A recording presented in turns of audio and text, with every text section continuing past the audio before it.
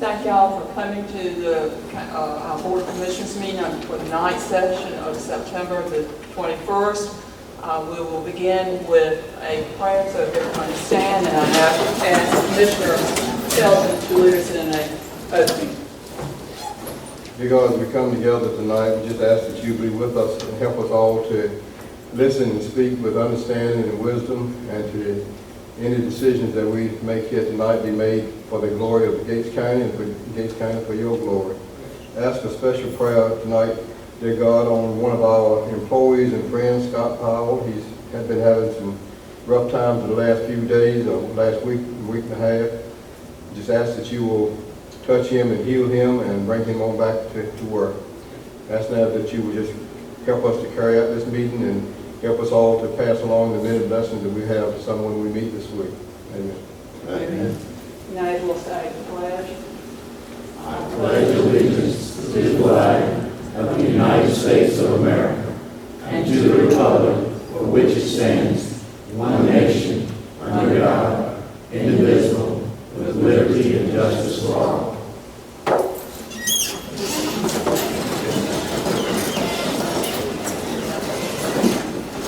I will call our meeting to order.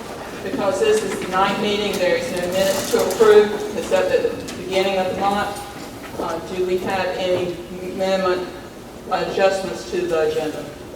I'd like to add short courthouse discussion under old business. Okay, so just 6, put adding historic courthouse.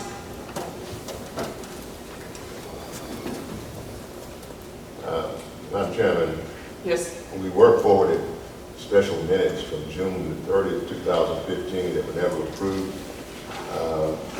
I had them, I got a copy of them, and the other commissioners have it. I propose that we approve those minutes. I know we were sent those minutes and read those. It was a very brief, a special session that we have. Certainly, we should probably get those out of the way. Then I have a motion that we approve the amendments, the minutes from the special meeting that we had on, I forgot what date it was. June 30th. June 30th. So Second. Motion has been made and properly second. All those in favor say aye. Aye. All opposed. Thank you, Commissioner Jordan. Do I have any additional adjustments to the agenda? Okay. Do I have a motion to approve the agenda as adjusted? So moved. Second. Okay, the motion has been made and properly second. All those in favor say aye. Aye. All those opposed. Okay, delegations. On tonight's delegations. No one signed up. Okay. Tonight's delegations, Mr. Slater from the VFW. Nice to have you here tonight.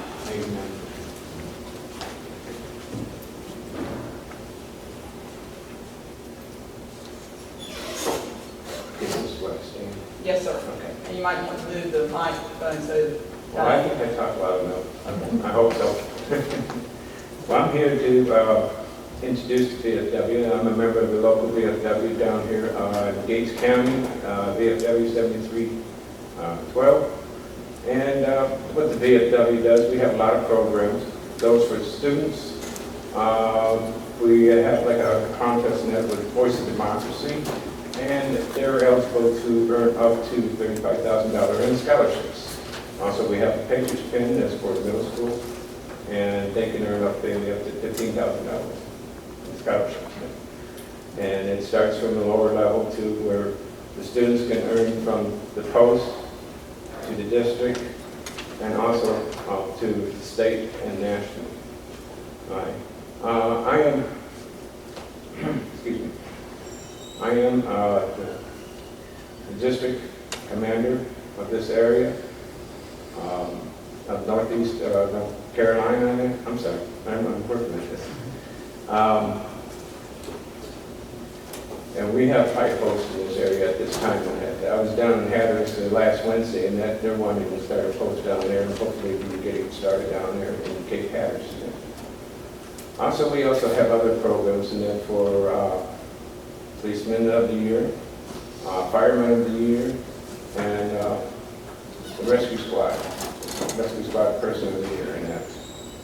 These are programs and that are that the VFW like to help out in the community and whatsoever. Also, we would like to work with the community in many events that the community does have here, and I'm sure that hopefully that we can get the community to help with us in that too at the time. Like this weekend coming up on that, we are hosting the veterans from the hospital, and that those are can't get out, and they're bringing in between 2 and 2.5 busloads of veterans down there. They're in wheelchairs, and one of them's in a bed. They can't get out of bed in there. And we feed them a meal. We also have a live band there, in which they can get up if they feel like it to dance. And there's some of the ladies at the post and also at the hospital that will get up and dance with these people in there. And we surely would like to have some of these gentlemen, people, come out and help us out, if any, if you'd like to come out and see what we do this weekend. Also, on October 3rd, we're also having a car show. And this is the first year and that I was able to get 2 monster trucks to come out. And hopefully we can have a lot of people come out, and we give out awards to the people with cars, and that range from early years all the way up to the latest years as it comes. Now, when I first joined the VFW, one of my first jobs was as a service officer.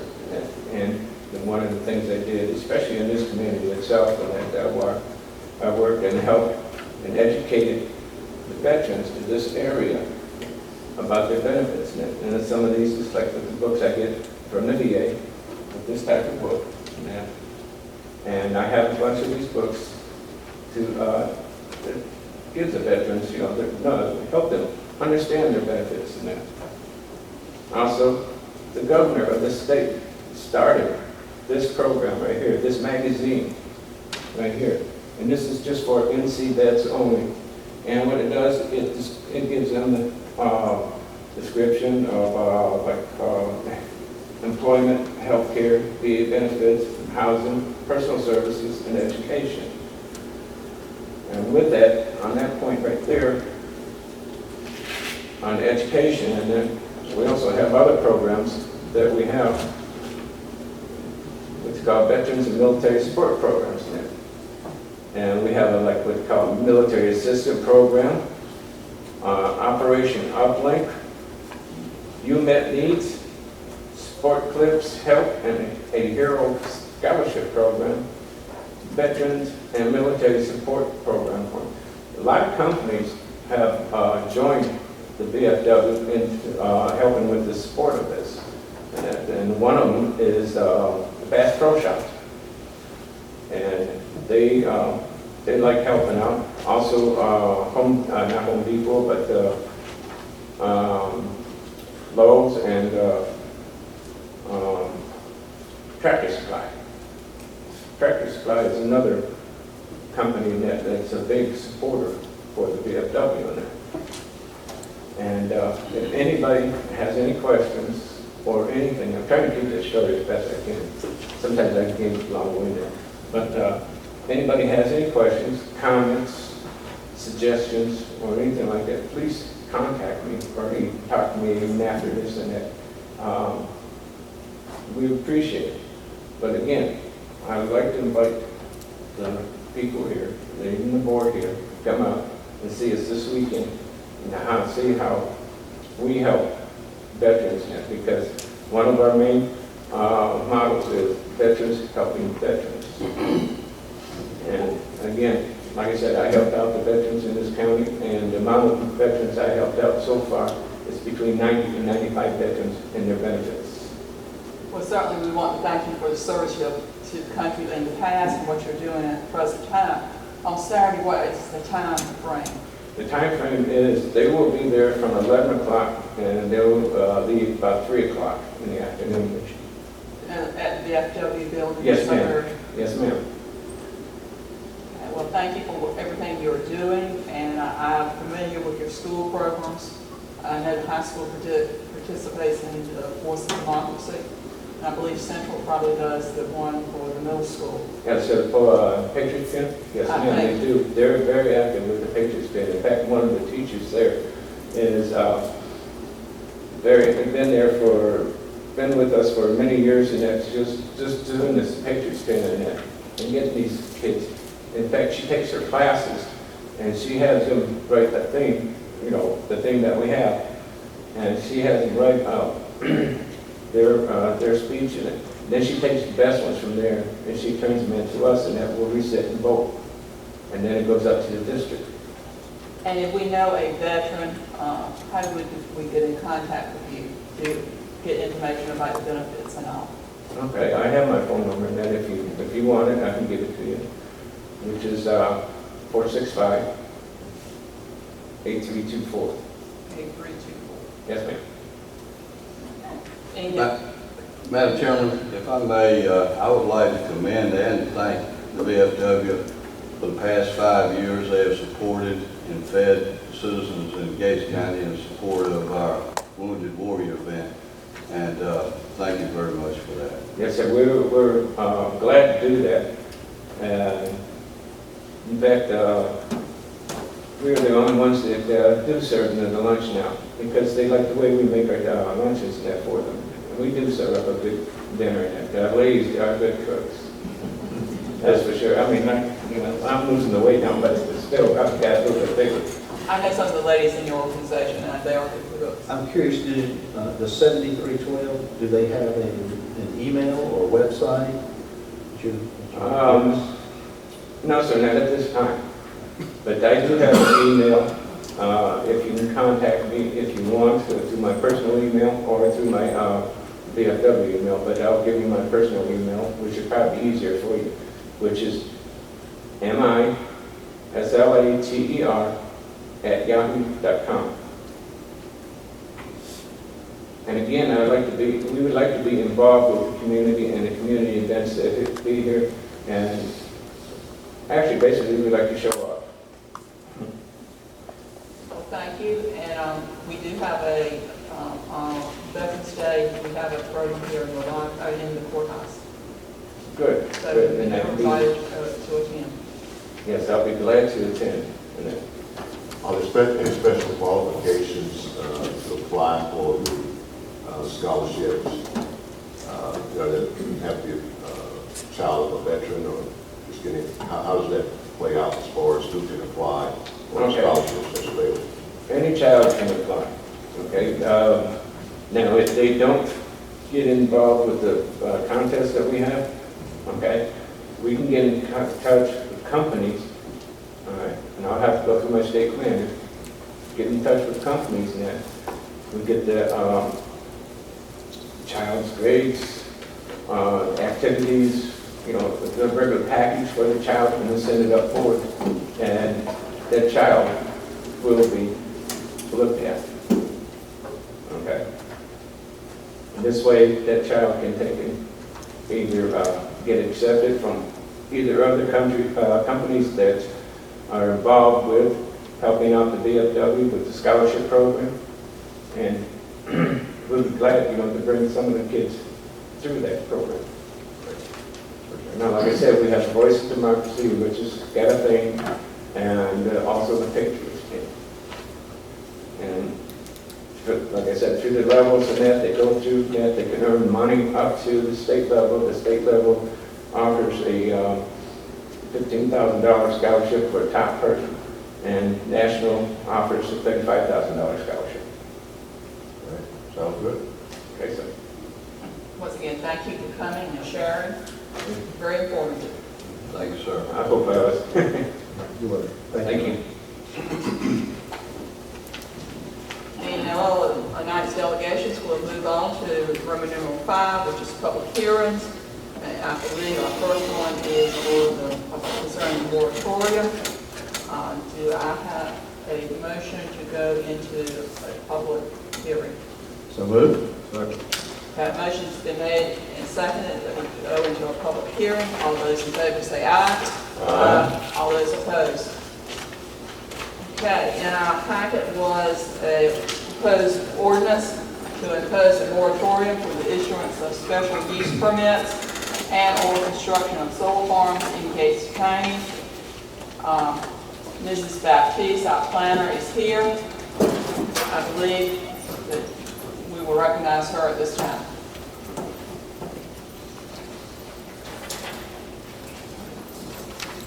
Good evening. Good evening. As discussed at our earlier meeting this month, this is a moratorium to be imposed on the county to allow the county some time to redevelop and adjust the section regarding the development of solar farms, in particular setbacks, landscaping, buffering, and things of that nature when it comes to how we want solar farms to look, where we want them to go, and how we're going to protect the adjacent property owners. Okay, in our packet, we had the proposed ordinance. Do we have any, additional comments? Yes, I have a letter.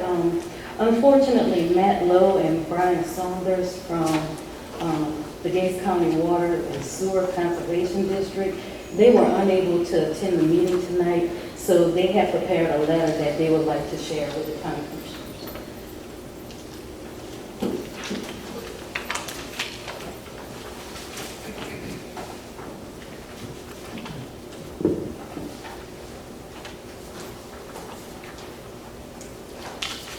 Do you want to read the letter so that people in the...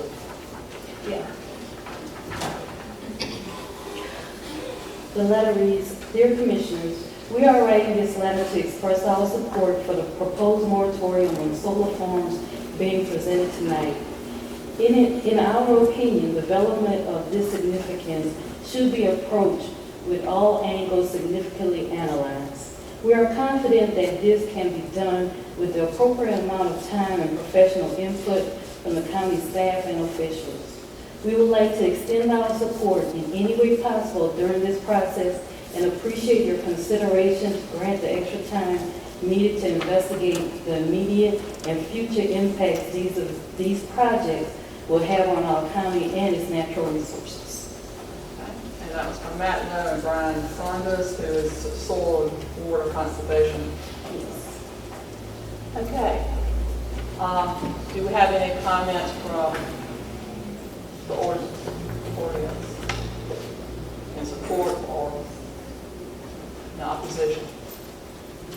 I just think it's worth taking the time to look at it and look at your land. Would you mind coming up here? I know, it's, and when you come forward, you need to state your name and your address. I actually don't live in Gates, can I still say? That, yes, you can still speak. I figured I had a loud enough voice I could bring it out. We want to make sure everybody hears what you have to say. And just for me, my name's Pam Chula. I live in Elizabeth City. My husband's been hunting in Gates, and he has been friends and helping Josh Berry and stuff like that with his living. He continues to help the family. So we do care a lot about Gates County. And I can just say from driving around North Carolina, I'm seeing a lot of solar farms, popping up. I do think they're a good thing. I'm not saying they're bad. But I don't know as far as them benefiting the area. I know the homeowners get some money, and I'm sure the county gets some money. But I also know that y'all fought the no LFL, or, you still got your signs, you didn't want the landfill. I'm sure it's going to be loud and irritating, but it's also your land that you fought for. And they had a nice YouTube video on the farmers and wanting to save their land. So it's real easy to make a quick decision on a little bit of land. But if you'll notice, it's growing and growing and growing. And where do you want to see Gates go with that? You want to see it taken over with the solar farms, or you want to protect the farmland? and your land as it is. I mean, because it kind of is an eyesore. I'm not saying it's not a good thing, but it's not giving you electricity and energy here. It is giving you a little bit of money, but sometimes money's not everything, and it's kind of worth looking at what you're negotiating. That's just, and of course, you know, the guys love hunting, but, and that's conservationists too, you know, so. But just to give you that input, you know, to ask, I think they were asking for, someone was asking for 6 months to look at it. It's worth it. There's no need to jump into it, you know, as far as I'm sure there's been negotiations and things being going on. But it's worth taking a look, and I'm not sure who the commissioners were that when they were making the decision and fighting so hard for the no out there. And I know that was a lot of acres, but this is taking a lot of your acres a little bit at a time. And if you don't look at where it's going with it and really think about that, your farmers that rent land and maybe don't have an ownership or a voice in it, so to speak, they're going to go away. And think about that. So just, I encourage you to take that time if you can, and I thank you for my time. Thank you. Thank you.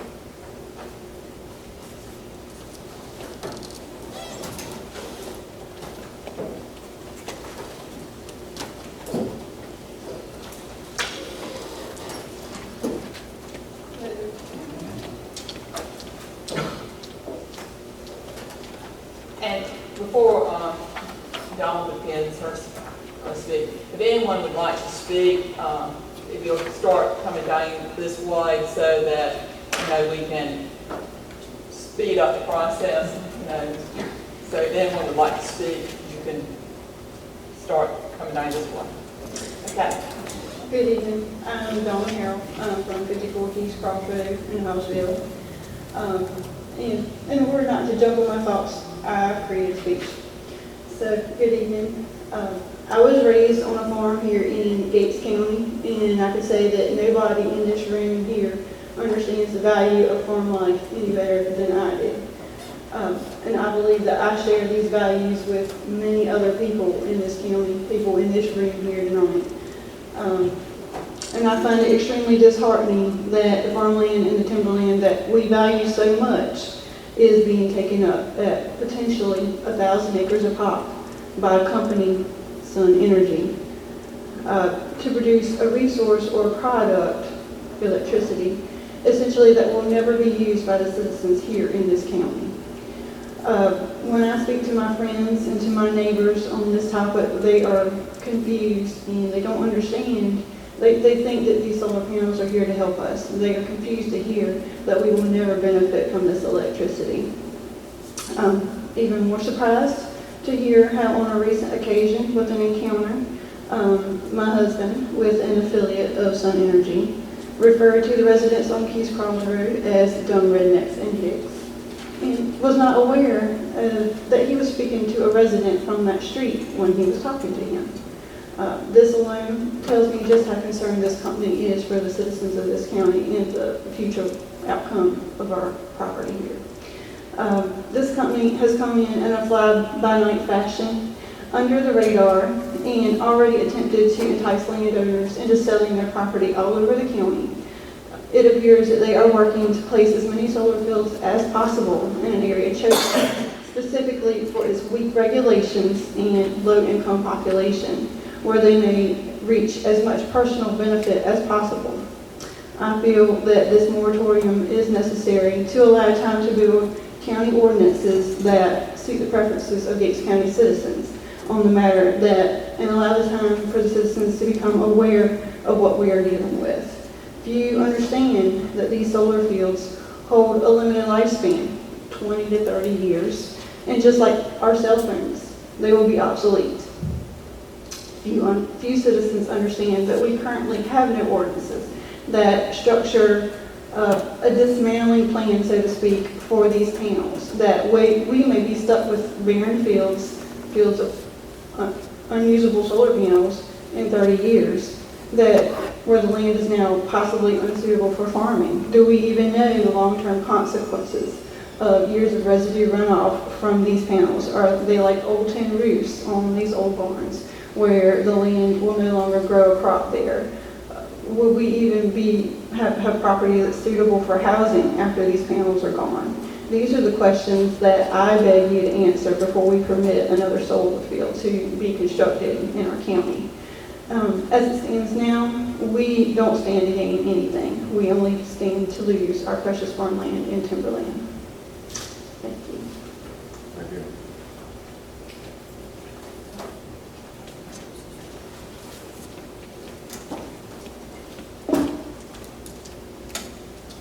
Good evening. I'm Brian Moore. I'm a citizen of Gates County. I want to thank the board for allowing me to speak tonight. I have a lot of concerns about the amount of solar farms that are being installed in Gates County and the amount of land that they are taking. I have a lot of questions.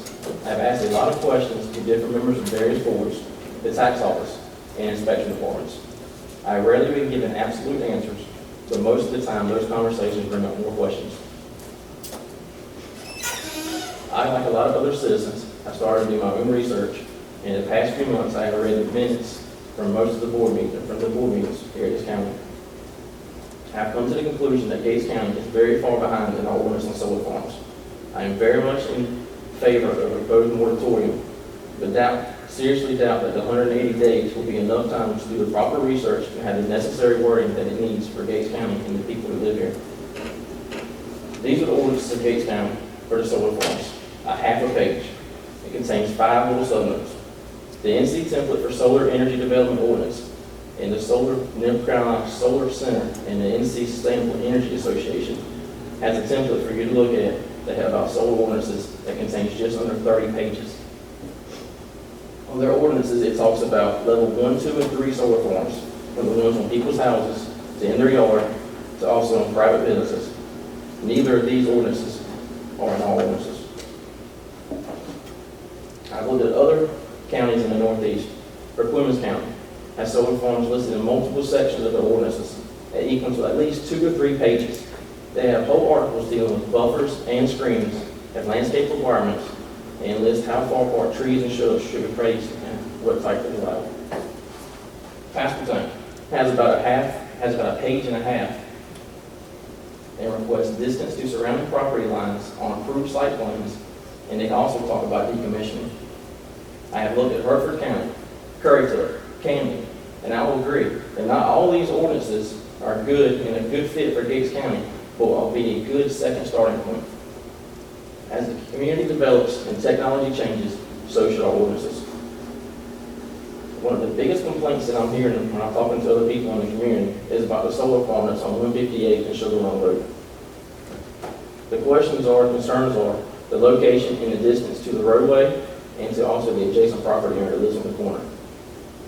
Does this solar farm meet our ordinances? And if so, then our ordinances need to change. I don't think it does. If the board will allow me, I have some pictures.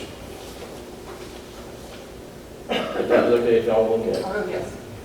These pictures clearly show that the fence is very close to the road and very close to the house.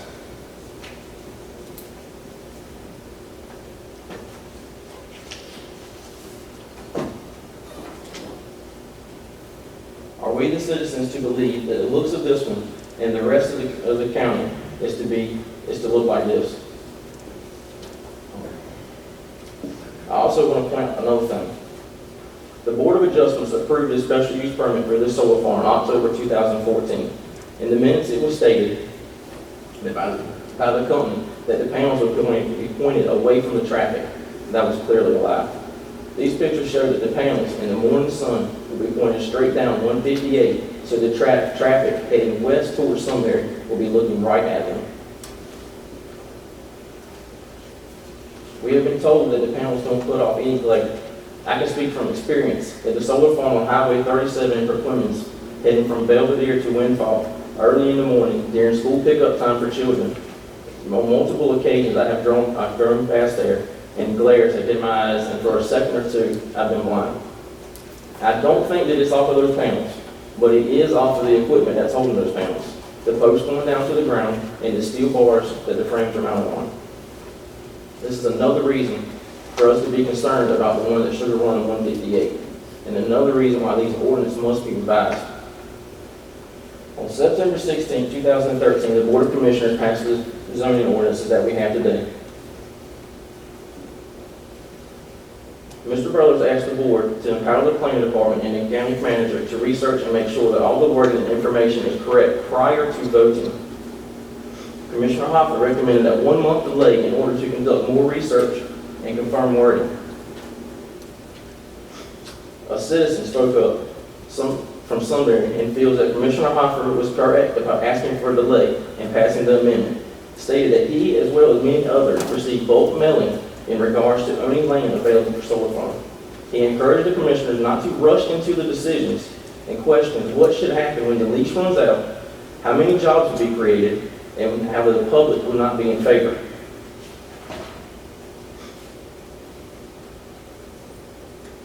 Commissioner Hopper felt that a month delay in additional research would be beneficial.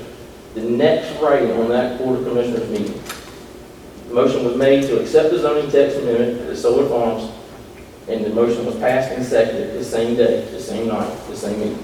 After 3 times it was asked for an extension. I've talked to the Board of Adjustment members and questioned them on how quasi-judicial board votes and decides on either granting or denying a special use permit. All that I can find from the past few years is that everything that goes to them passes. I was told by the members that if they did not grant the permit, that they were in fear of being sued or at least taken to court from the solar farm companies. I asked that the door swing both ways. If they granted it, could we not sue them also? After learning a little bit more about how the quasi-judicial board was voting on, and learned that the North Carolina general statutes are what they have to abide by, I asked a few more questions.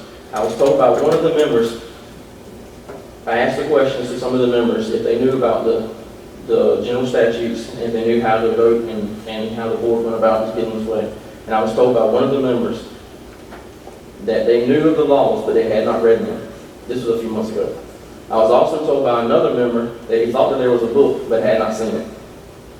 I wonder how a board can make the right decisions for this county if they don't even understand how to make them.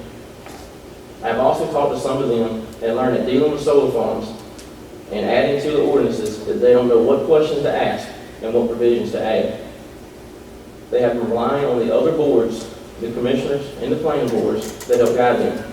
I feel that a moratorium is crucial because it is not just the ordinance that need to be revised, but all 3 boards need to come together to get educated, to get on the same page, and be able to answer questions that the community asks.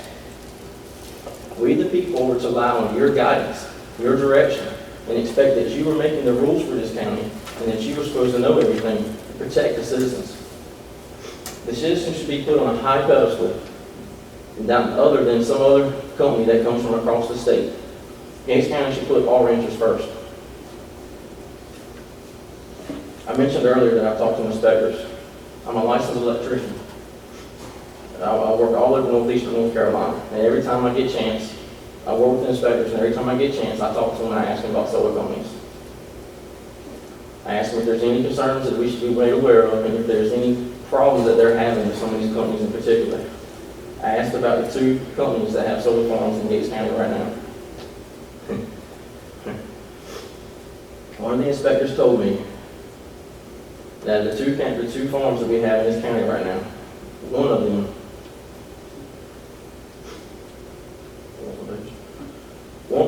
was a very good company to work for. All the inspectors have told me the same thing, that the companies that are working with 100 acres or less, like a 5-megawatt company, tend to put a lot more heart into it. One of the companies like Sun Energy One, who have 2 going on right now, and another one in the works, and possibly multiple more, are a lot demanding to work for and have a lot sloppier work. The company like O2 Energies, that's in Reduca right now, the inspector told me that we're very neat, very well thought out, very well planned, and had a very detailed engineer set of plans that they went by. Very easy and comfortable to work for. I wonder which company is more likely to abandon the farm years down the road when it stops becoming economical. With no decommissioning and plan for this county, which site would hurt us the most? The small one that cares about the community, or the large one that's just in it for the money? I think that we should seriously consider a size limit and a number that the county allows in the Gates County. In the past 5 years, these farms have grown from 40 acres, about a 5-megawatt, to 20 megawatts, to 80 megawatts, and possibly now 2 in Gates County. that are from 1,000 to 1,500 acres, 112 megawatts. If we don't strengthen our ordinances, what comes next? A month from now, an application comes in with 120 megawatt, 2,000 acres. When will enough be enough? There is no end in sight for these solar farms, and they're here to stay. I want to bring one more point to the board's attention. The Cameron Court Land Use Plan. In it is the vision statement for Gates County. Gates County desires to remain a slow-paced, rural area. The county seeks to maintain its abundant charm and beauty while protecting its forest resources, agricultural lands, and natural environment systems. It will accomplish these objectives by balancing residential and commercial land uses, protecting and preserving view sheds, protecting and preserving the natural environment and public trust waters, promoting smart growth, prudent land use, and discouraging overdevelopment.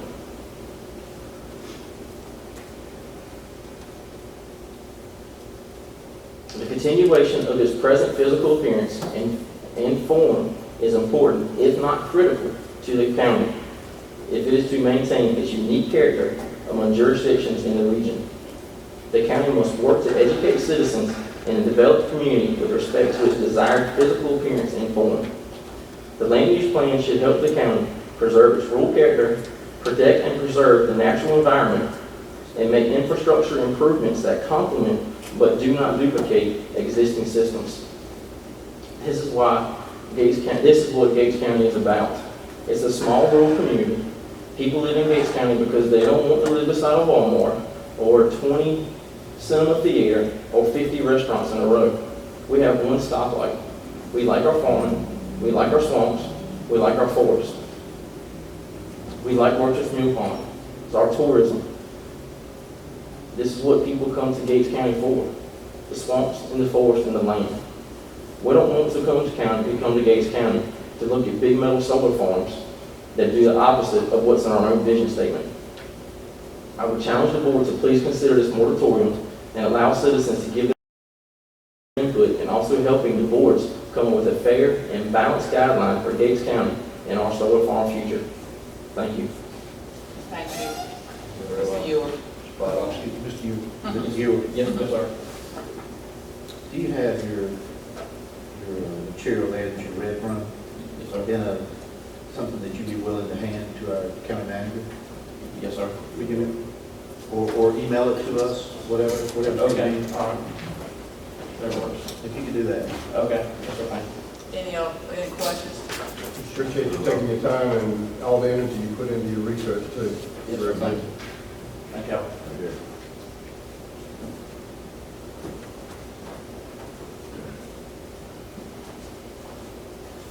Good evening. Chuck Brothers, 485 Drum Hill Road, Gates. I too am in support of the moratorium. To give a little background to some of the people that have made some comments here regarding the ordinance that is in place now. That ordinance came in during the time that I believe the planning board did not have any day-to-day supervision, meaning a full-time planner. I believe that was along the time that our planner, Ms. Jethro, had left, and our county manager at that time had taken that role. There was a lot of questions that were asked that should have been answered to go into that ordinance, but screening, I believe, was the biggest obstacle that somebody was persistent on. And when we had the first, one of the first meetings regarding a solar farm, which was out on 158 on the east side of Sunbury, I believe Ms. Melinda Ewer came, and her concern was screening and how it was going to be perceived by the general public. Obviously, she being, and her husband being one of the first residents there, although they're separated by a swamp. But I said all that to say this. That particular farm has taken a lot of time to get up and going, and it presents a lot of various and sundry public concerns.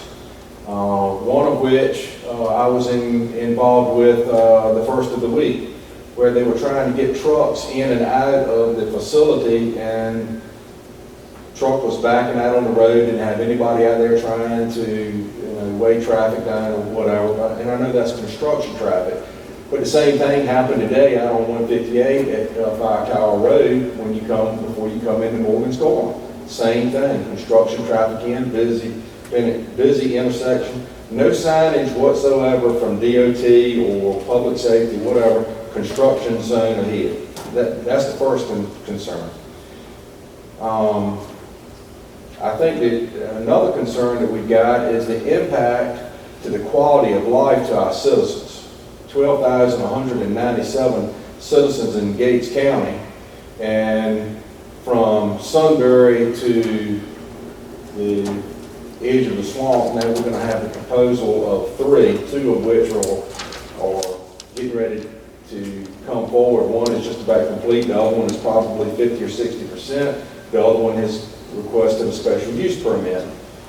I too don't believe that Sunbury needs to be known by people coming from Ohio as the land of solar farms when they're on the way to Dare County to spend their money in Dare County. I do have somewhat of a concern in the fact that we are putting some emphasis into not putting any emphasis at all into regulating what is the good for the county and how it's going to impact us 5, 10, or 20, or even 30 years from now. And there was a very good comment that brought up about the runoff.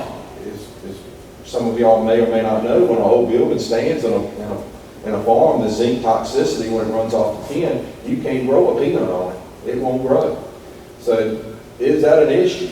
I applaud the planning board for somebody having enough proactive thought to bring this up with enough emphasis in regards to the fact that you are in the middle or the infant stages of your comprehensive readjustment of your Cameron land use plan. And I think this goes hand in hand, that I believe the first meeting is this week of that board. This is coming up. I think it goes hand in hand that this moratorium should pass tonight. It should be thoroughly looked at as part of the Cameron land use plan, how it impacts the county. And I think the planning board has even asked for higher level of authority to come in to educate the planning board as to what is the long-term effects of solar farms. I too ride over the state of North Carolina. I see a lot of them go up. Hertford County comes into my mind right now. I was told last week by a very knowledgeable person in the Cofield Winton area that the solar farm that's there on 45 before you get into Cofield, I asked the question, I said, why are the weeds growing up between the towns? He said, the story that's going around the county is that the company that put it up, all they had to prove to the agency to get their money was to cut it on. They got their money and they cut it off. And if you ride by there, you'll see the weeds growing up in it. And there's a second one that's going up on River Road between Farmers Chemical Road and Newport. I don't know how many acres, but they've already got it fenced off. Sun Energy seems to be the company of choice, which is, everybody knows where they are taking up shop. They're between Bethel and Greenville in an old Chevrolet dealership there on the south side of Bethel on Highway 11. They're in business to make money, and I understand that. But I think we're in business to protect the integrity of the county. And that's what y'all should be charged with today, is protecting the integrity of the county. And I think y'all heard it pretty clear what the will of the county people is tonight. Thank you. Thank you, Judge.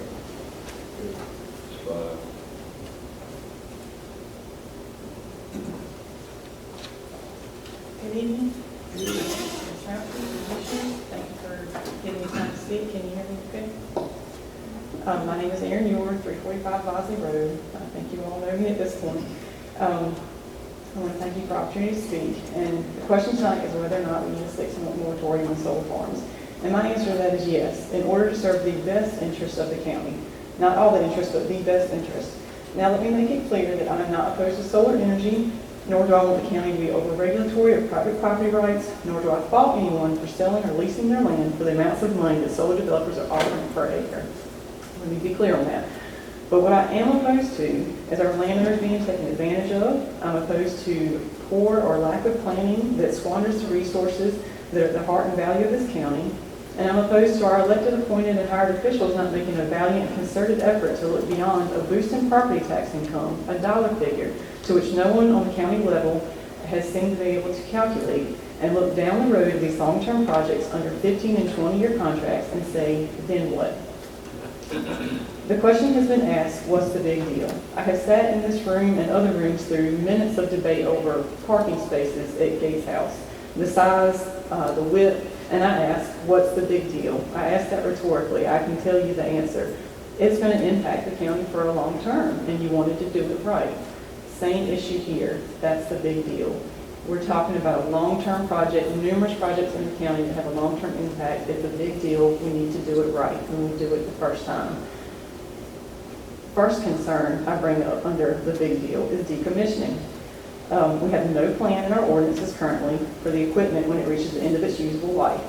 Everyone thinks of solar energy as renewable, but the equipment used to harness it is not. It's not different from your car, your computer, or your cell phone. They break down, they wear out, they need repair, become obsolete, and need replacing. If solar developers were truly investing in renewable, sustainable energy projects, why do they abandon the contracts at 15 years? Perhaps they already know it will no longer be profitable for them. The equipment then is too expensive at that point for most landowners to replace or remove without government support. Perhaps it won't even get to this point. What if the company goes bankrupt like Solyndra in California? They are all LLC companies. They will walk away and will be stuck with the cleanup. How comfortable are you with counting chickens from the government's basket of eggs? Note that on a 5-acre solar farm, equipment weighs in excess of 1 million pounds. Also note that the panels are considered electronic waste and hazardous waste and cannot be landfilled. In order to sell what is acceptable as scrap metal at the salvage yard, you will be exposed to toxic substances in the process of scrapping that metal. We have no decommissioning plan in place. We have 2 solar farms operational, 1 in progress, and 1 application for permit. Solar developers are searching for additional land deals in the county daily. We are being inundated, hence the need for the moratorium. If no one was looking, we wouldn't need the moratorium. If we do not pass it, the developers will come, build, leave, and our ordinances and the work that we are doing and that the planning board and the administrator have been charged with will be irrelevant. Concern number 2, escrow or bond accounts. Decommissioning will be very expensive. Money should be set aside, as they are on wind turbine projects, to ensure that we can remove these from the land so that our children and grandchildren do not have to look at a once scenic county now speckled with junkyards. From whom and how this will be required, we need a moratorium to properly figure this out. Concern number 3, when the usable life of the solar farm is over, can the land be returned to agricultural production? What will run off from panels leaving the soil? Certainly zinc, we know that from galvanized support structures. This will prohibit future peanut production on these lands in a county that ranks in the top 10 to 15 in North Carolina for peanut production, which is a state in the top 5 of peanut production in the United States. That's important industry here. Other trace elements and heavy metals need to be considered, not to mention the cost and difficulty of returning the land to production after having been covered in structures for more than 10 years. In addition, herbicide plans. What do the companies plan to use? What residues will build up in the soil that would be prohibited to certain crops or forest land? In addition, the weed seed bank. If they're not using herbicides, or depending on which ones they're using, what weeds will build up? Farmers struggle with resistant weed issues. These are all things that need to be considered. The moratorium will give pause for that. Concern number 4, creation of jobs and county income versus loss of jobs and loss of county income. We need a moratorium to properly weigh these factors. Most of the local jobs touted by solar developers have not materialized, and when they have, they are temporary. Yet loss of farm and forest land could be devastating to the county's 2 largest industries if limits are not set. We need a moratorium to decide on limits. In speaking with a Gates County farmer who asked to remain anonymous, a loss of 500 acres he estimated would mean laying off 1 employee. 1,000 acres, 2 employees. These people live here year-round, these employees. They spend money here, they pay taxes here, and they will be here long after the solar developer and his few, if any, local jobs are gone. You might say a farmer can choose not to lease or sell his land to avoid this concern. Yet note that greater than 50% of the acreage farmed in this county is rented. The average age of a farmer here is 57 and a half. If they are put out of business, who will hire them? In addition, as farmers start to decrease production, this will impact other agribusinesses, namely 2 equipment dealers in the county, a cotton gin co-op, and many more. Harvestable forest land accounts for 67% of county acreage. Together with cropland, 89% of county acreage, forest and cropland, harvestable. Forestry represents 271 local jobs, sustainable jobs. Concern number 5. Excuse me. The North Carolina Wildlife Resources Commission, the North Carolina Department of Environmental and Natural Resources, and the U.S. Army Corps of Engineers have raised significant concerns about many of the sites chosen for solar farm development thus far. We are a county rich in wildlife, state parks, and wetlands. Some solar developers have ignored these concerns by destroying wetlands and blatantly ignoring due process for proper permits, etc. They are also trying repeatedly to purchase land under easement to protect endangered wildlife. Is this right for our county? Let's say hold on and figure it out. Concern number 6. Landowners are being misled. We need a moratorium not only to give county government time to get educated, but also time for landowners to get educated. Developers are waving big dollar figures in front of landowners who don't know what they don't know. One thing they don't know is what they're offering their neighbor versus what they're offering them. They might offer me $700 an acre and go right next door and offer $1,400 an acre. We could at least, if we're going to allow them, educate our landowners to be aware of that and negotiate these land prices so that they can maximize their benefit if you so decided this is what we want. They don't understand, even if made aware, what decommissioning will involve. I have spoken with landowners that said, yes, they were clear with me on this, but they did not understand the costs and the implications and the toxic waste. They may not be clear on who's benefiting from which incentive, who's paying property taxes, how stormwater removal will change on their land, etc. Concern number 7, developers are not 100% honest. Bradley White of Sun Energy One stated that the proposed Bosley project, 1,100 acres and 80 megawatts, will be similar in size to the solar farm off of 17 Bypass by Walmart in Elizabeth City. If you go by that farm and you know anything about acreage, it is nowhere near 1,100 acres, but he said he led a group of people to indicate that they would be the same. The farm there is actually 28 megawatts, about a quarter of the size or less. This is all in witness of the character of these companies, and is something that we need to take heed and concern over. Both the Bosley project and another 1,200 acre project are touted on the Sun Energy One website as current projects, as 112 megawatts, which differs from their applications of 80 megawatts, and neither have been awarded a permit by the county. In addition, as a character witness of these companies, they have to file applications with the North Carolina Utilities Commission. The Utilities Commission requires them to post an advertisement for 4 weeks in a paper that fits general statutes as to circulation in the county. What they have done is chosen to advertise in the Electron News Herald for properties and farms that are in Sunbury and Hobsville. How many people subscribe to that newspaper in Sunbury and Hobsville versus the Gates County Index? I have tried numerous times to get that number from the paper, and they cannot tell me because they have a new employee, but I can promise you it is few compared to the index. And they are aware of the index. We sat down, and I believe, was that Mr. Joe Green here? I believe he was at a meeting with these Sun Energy folks one evening, and he made them aware of the Gates County Index. So they are aware of that paper, and they choose not to use it. Concern number 8. Property values. This is something that is still fairly new and there may not be a lot of documentation on, but properties that are adjacent to solar farms are concerned of their property values decreasing. If they decide they don't want to live next to it and they want to move, can they sell the property? If you drive on 2 Mile Desert Road in Windfall and you come into the town of Windfall, there's a solar farm right there. You'll see I did not bring any pictures, unfortunately, but you will see a house right on the corner. It's actually a little bit further from the solar farm than the one on Sugar Run at 158. It's a little bit further away, but it has a for sale sign out front, and it says price reduced. I wonder why. Concern number 9. What amount of solar farm development is compatible with our Camel Corps land use plan? The plan is dated, but the vision remains, preserving a rural scenic viewshed, protecting ag and forest resources. People who live here choose to do so because of the peaceful nature, Merchants Mill Pond, Dismal Swamp, etc., not because they want to see an 8-foot chain link fence with harsh 3-strand barbed wire tops and a sea of metal parts.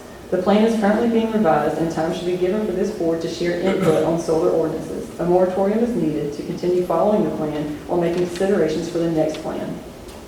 In addition, I would bring to your attention, as far as solar farm development in the county, we look at the Bosley project, which is owned by Stonewall Timberlands, a company that is not located in Gates County, it's located in New Hampshire. Sun Energy One is working with them to develop that land into a solar farm. That property is 1,500 acres. Sun Energy One, according to their website, is also looking at some property owned by Stonewall Timberlands in the county, which is 1,100 acres. You go across the street from that, there's a Stonewall Timberland property that's over 2,000 acres. Do you see a pattern? This concerns me. I checked GIS, Stonewall Timberlands, under that particular company name, owns over 8,000 acres in our county. How much is enough? What do we need to fit with our county plan and what our citizens want? As a last point, the concern has been raised, what message does a moratorium send to the developers? We don't want to send them packing, and we don't want to hurt those who are counting on tax incentives expiring in December. I would say that the same message is being sent as it was back in the 80s when we had the building moratorium, which affected local developers, county developers. But it was in the county's best interest. Excuse me. A moratorium sends the message that yes, we are behind the 8 ball, but we care about our county and we want to do this right. It doesn't say no, it says hold on. Developers are looking at new projects are not concerned about this year's tax credit ending. They have known this date for many years from the outset. Even Bradley Fight, COO of Sun Energy One, said that the 1,500-acre Bosley project, this is a next year project. We may start this year, but the bulk of the construction will take place next year. In other words, will not be operational in time for the tax credits this year, and that's the only other one that's not started in the county yet, but has requested a permit. With no additional permits applied for, realize at this time any new permits would go before the Board of Adjustments, would not go before them until the next regular meeting on October 20th. If you ignore the fact that there are 2 major holidays between now and the end of the year, that still only gives the company less than 2.5 months to possibly clear timber, prep land, get materials shipped in, mobilize labor crews, and make high demands on inspectors, contractors, etc. to get everything done on that schedule, which is not practical. Not to mention, for Gates County projects, I understand that we are dependent on contracted services outside of the county to take care of some of these solar farm inspections that we are not able to do. And this person has to come in outside of his regular 40 hours of the week at the beck and call of an impatient solar developer. Additionally, while the North Carolina tax credits do expire at the end of this year, as recently voted by the North Carolina General Assembly, what is still in place is a mandate for the utility companies to provide a certain percent of their energy from renewable sources, largely supplied by solar farms to date. Regulated utilities must reach 12.5% renewable energy by 2021. They are currently at about 1%, so the market is still there. And think about this when you drive around in solar farms that you see now. If we're at 1%, multiply that times 12.5, that is what you will see on our land in 2021. Can we afford to give that much land away in Gates County? The North Carolina General Assembly did not freeze this mandate as was proposed, sending a message that the market is still there for solar developers who still also enjoy 80% property tax abatement at the county level, a 30% federal investment tax credit, and federal accelerated depreciation tax credit. The market is still there. The message sent, pushed down from above, as some would say, is that the solar industry has been incentivized enough to this point. It's time for North Carolina to put those precious tax dollars back into our schools, as Gates County should well understand that loss. I would like to reiterate that the moratorium does not say no, it says hold on. It says give us time for education, for understanding, and for balance before it's too late. I have summarized many points, but there are more details behind this, and that is what a moratorium would offer you time to learn more about. Thank you again for your time and listening to me. Thank you. Is there anyone else who would like to speak on the issue of the moratorium? Hearing no one, I'm seeing no one make a move. Do I hear a motion to come out of public hearing? So moved. Second. Motion's been made and seconded. All those in favor of coming out of the public hearing, say aye. Aye. All those opposed? Okay, now it's time for us. But before we get too far along, I would like, if we could capture, Aaron, your information. I hope you'd be willing to share that with us in print so we can look at it later and give us permission to pass that to the planning board. We'd like to do that. And anybody else who had anything? Natalie, if we could capture that willingly, we'd love to. Okay. May I share some information I found out today? Okay. I spoke with Christopher Ayers, who's the Executive Director of the North Carolina Utilities Commission today, and he did address some of the issues that Aaron Muir brought up. He said that currently 80 megawatts is the largest solar field that you can apply for. That's the largest they accept applications for. As far as the advertisements, you did address that issue. I also addressed that with him. He said, according to general statute, which was changed a few years ago, the newspaper and general circulation within the county is where the advertisement must be placed. And I explained to him that we have a weekly newspaper. One side of our county receives the Roanoke Chowan News Herald, and the other side would most likely look at the Daily Advance. And he said if an advertisement is placed in a newspaper and you do not feel that it is correctly advertised in the newspaper that affects that side of the county, then that is something that should be addressed with the North Carolina Utilities Commission. And he said that you could send him a letter to let him know, I live on the Sunbury side of Gates County, we do not receive the Roanoke Chowan News Herald, and that's where all the advertisements are being placed. I also asked him, which is the most usual method of going about receiving information? Should they come to us as a county to ask, was there zoning required? Or do you go straight to the Utilities Commission? And he said it varies. Some counties are a lot more user-friendly, I believe is the term he used, that they are more willing to come speak to the county, talk to the citizens, let them know what's going on. Others, basically, he said, throw out what they can to see what sticks with the Utilities Commission. But before the Utilities Commission approves anything, he said they must get a certificate of construction, and they must have a sales agreement from a power company. And that's also predicated by getting zoning and all necessary documents from a county or a municipality.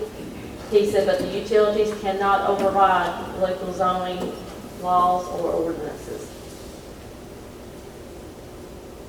May I offer a comment to that? Yes.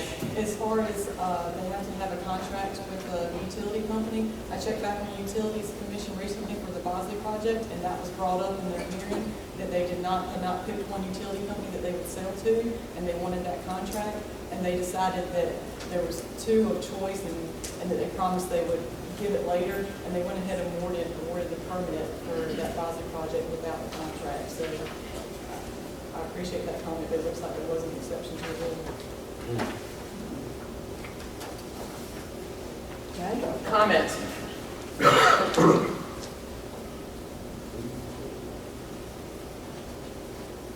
Well, I feel we need to go ahead and issue this. We discussed it quite at length at the last meeting, and the time, the biggest thing that was discussed was the time, and some of us tried to emphasize that it might take a year before all this would get taken into effect. But 6 months was kind of a compromise, and I think that we should go ahead and make this moratorium official. Are you making that on a motion? I make that a motion that we take this moratorium presented by Ms. Baptiste and make it official. Second. Okay, a motion has been made and properly second. Any additional discussion? I will say that I was at Albemarle Commission meeting on last Thursday night. We are not the only county in the Northeast that is currently putting on a moratorium. And I spoke with Camden. Camden has had to change their ordinance twice in the last year. And they said they wish they had done a moratorium and got it right the first time.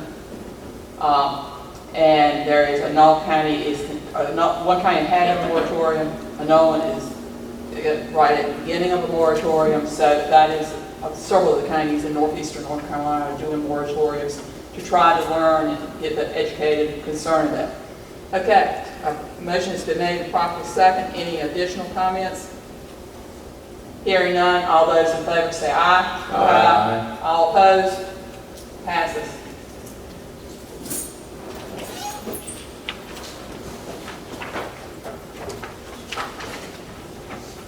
Okay, moving to Roman numeral 6, old business, a update about historic courthouse.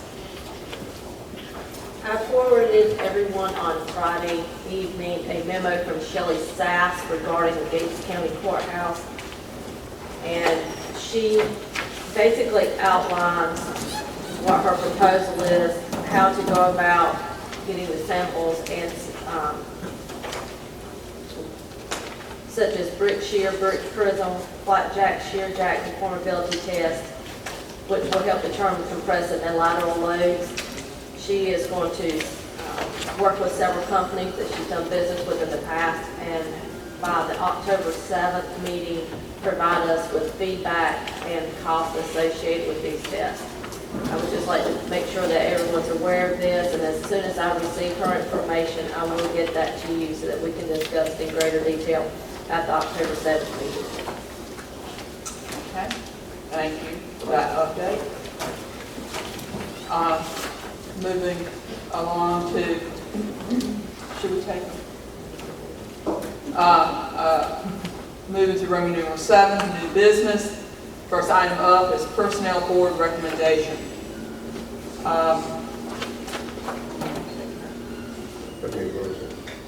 No, sir, this is personnel board recommended a 2% salary increase for the register of deeds effective October the 1st. And this will place her at step 3. And she has completed all of her certifications for this. Commissioner Felton and I on the personnel board along with Ms. Reinfried. It has been our custom that when people get certified, complete a certification, they generally get a step up. And that was the recommendation of the personnel board. And she did identify during the meeting where this money would come from within her budget. Within her budget. Yes, for this fiscal year. We did discuss the matter in the previous meeting, where we were made aware that the personnel board had discussed it, maybe 45 days ago.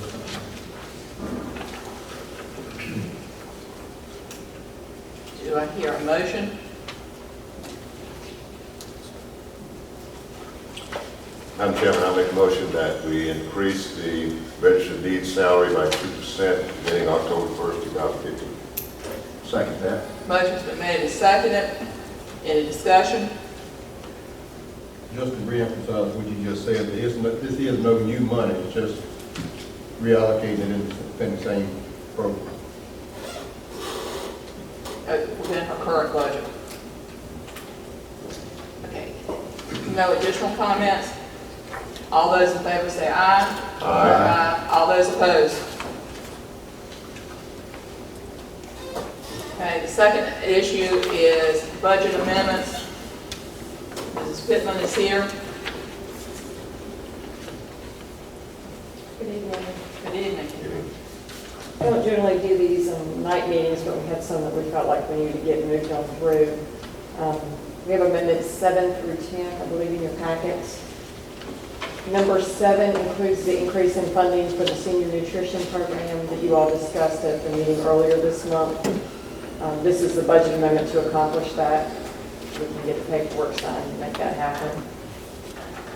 Number 8 is the budget amendment for the change that we just discussed for the register of deeds, reallocating the funds within her budget. Number 9 is a budget amendment that affects the generator transfer switch project that Billy Wynn has been working on for several years. We've had funding from the 2011 through 14 Homeland Security grants. We've now received a memorandum of agreement, I believe, for the 2015 grant money. So this budget will increase that, and it's all grant money. There's no county match required. And amendment number 10 is the increase in funding required for the sewer project that was discussed on Mike at the last meeting as well. And that money is to come 50% from the general fund and 50% from the water fund. And that's how we've done that whole project. Looks like amendment number 8, not only is that money coming from within her budget, but it's in the same category of salary. So she didn't have to take something from Right. like supplies or anything to do it. Some of it came from the part-time salaries, that's correct. All right. And it was a minimal amount because it was mid-year as well. It wasn't effective July 1st. Okay, we have heard the explanation for budget adjustments, amendments for 7 through 10. Any, Madam Chairman, I feel comfortable voting on these in block form unless there's some opposition down the table. I would rather see budget number 10 separately. Okay? okay. Do I hear a motion to consider budget amendments 7 through 9 as a group? So moved. Second. Okay, a motion's been made and properly second. Any discussion? Hearing none. All those in favor say aye. Aye. All those opposed?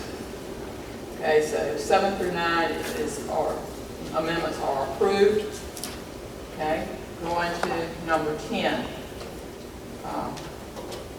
For the sewer project, calls for MESCO. Mike McLean is here.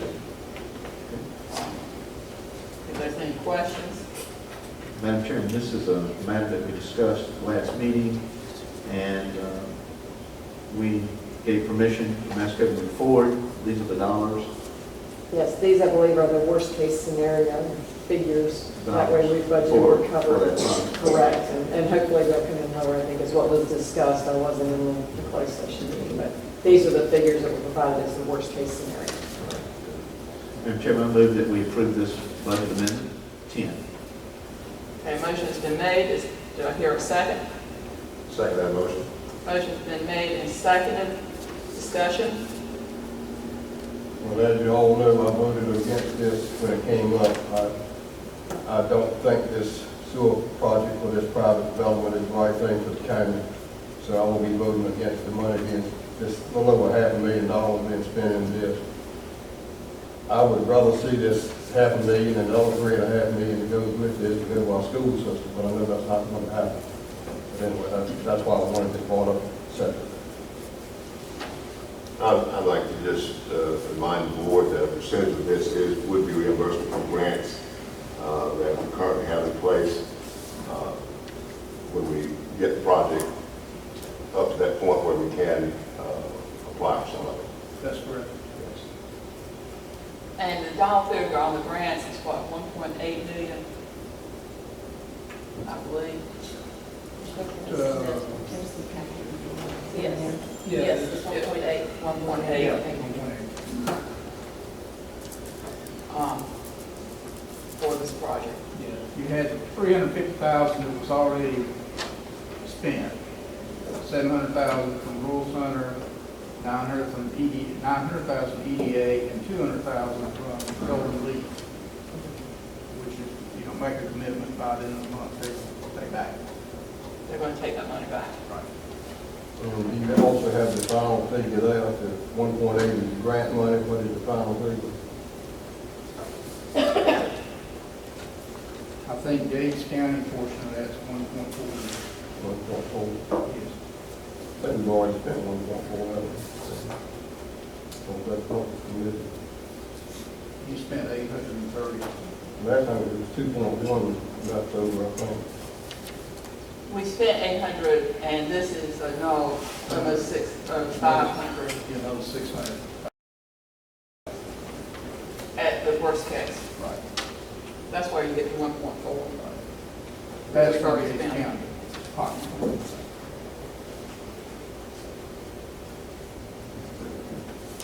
Any else comments, questions?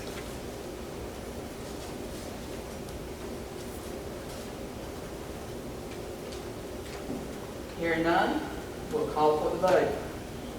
All those in favor of budget amendment 10, say aye. Aye. All opposed? No. Okay. It's approved.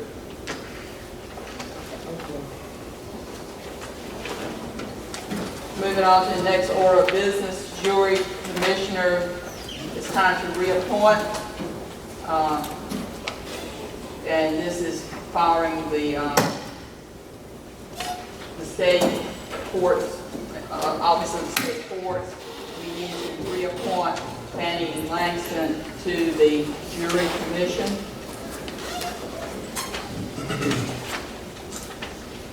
To serve. Madam Chairman, I would certainly make a motion to reappoint Mrs. Langston to that position for another term. Okay, a motion's been made, a second, to reappoint Fannie Langston to the jury commission. Any discussion? Hearing none, all those in favor say aye. Aye. All opposed? Okay, the Nursing Home Advisory Committee, in our packet, we had information from the director, Deborah Shearer, stating, yes, we do have 2 nursing homes in the county at the present time, but most that the county does not need to have a second separate advisory committee, but increase the number of people on the advisory committee to 2. Well, Madam Chairman, I respectfully respect Ms. Deborah Shear's professional knowledge. She's down Budgeon, and I certainly respect that, but the language of the general statute addresses adult care home community advisory committees. And when you read through that, it talks consistently about adult care home advisory committees. In paragraph C, it specifically says that joint nursing, now, mind you, that's the only place that they mention nursing. It says joint nursing and adult care home community advisory committees. Appointment to the nursing home community advisory committee shall preclude appointment to the adult care home advisory committees except where a written approval to combine these committees is obtained from the Assistant Secretary for Aging, Department of Health and Human Services. I certainly, she says that it would be good if we had a couple members. The Nursing Home Advisory Committee is currently sufficient to take care of the adult care home. I certainly hope that we can, but the way the general statute is written, I would prefer that the board certainly get a legal interpretation of that, prior to discounting the fact that we don't need to get approval from the Department of Health and Human Services, because the language is specific. That is what really caught our attention, is that it says joint nursing. And if you'll read the general statute, it says nowhere else. It does not mention nursing specifically alone in the general statute. So if we're going to just move forward with this, I certainly would recommend getting some advice legally as to how to interpret that, because on face value, you can't put a joint nursing and adult care home advisory committee together without specific approval. On page 3, if I may, and you do not have this printed because of how many pages it was. It's over 70 pages, but it was forwarded to you, I believe. It's the long-term care community Advisory Committee, the essential guide. On page 3, it says the North Carolina General Assembly authorized 3 types of community advisory committees, and it does list joint nursing home and adult care home community advisory committee. And that is what Ms. Sheard is advising us to have. I think a lot of it has to do with the number of beds as outlined in one of the emails that you do have in your packet. She talks about how for Clemens County has 2 boards, they have 5 facilities. Pasquotank has 2 because they have 537 beds. Whereas Gates County, if all beds between Gates House and down east are full, it's a total of 150 beds. Right, and I understand that,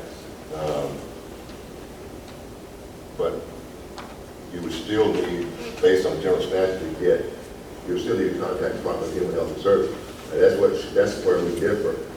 She basically is saying that you can just do it.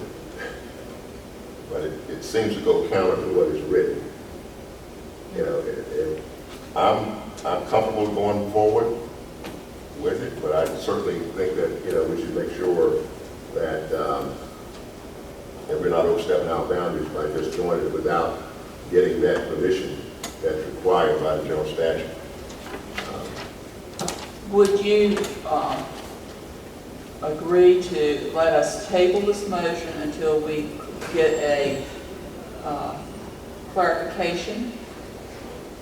And our next meeting is October 7th, it's 2 weeks. I think we could delay that long to make sure that if we had to get a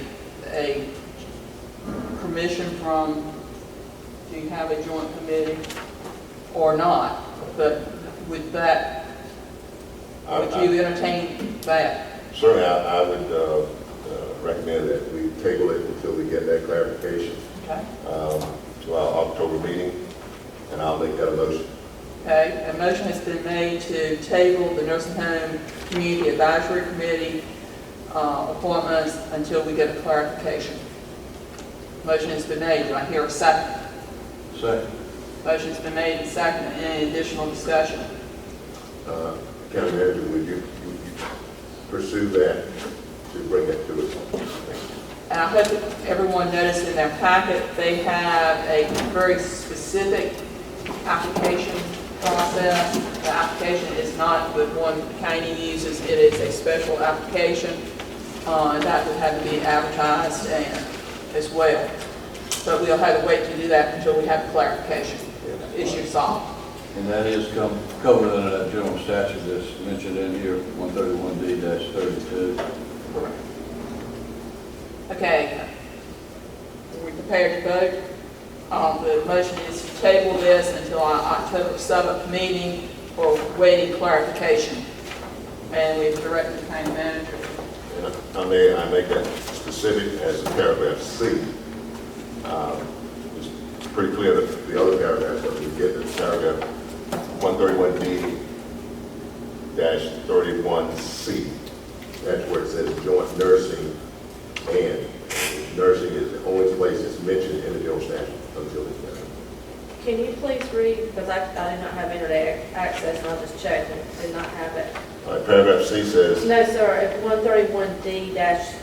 131D-31D. 131D-31C. No, D. This is what is, I would like your D. That is what's referenced in the Long-Term Community Advisory Committee. It talks about terms of office. Okay. It says each committee member shall serve an initial term of 1 year. Any person reappointed to a second or subsequent term in the same county shall serve a 2 or 3-year term at the county commissioner's discretion to ensure staggered terms of office. Okay, thank you. Okay, the motion on the floor is that we table this for clarification, directing the county manager to do research and bring it back to our October 7th meeting. Is everyone clear on the motion? Okay, all those in favor say aye. Aye. All those opposed? Okay, so that's tabled. Okay, Item 9, Board of Education's request to initiate the process and proceed with feasibility and planning for a new middle school for Gates County Public Schools. I recognize Dr. Williams. He pops up. Good evening, Madam Chair, County Manager, Ms. Roundtree, and board members. Tickled to be here this evening. Last time we met, we talked about some options of what we can do to look at Central Middle School.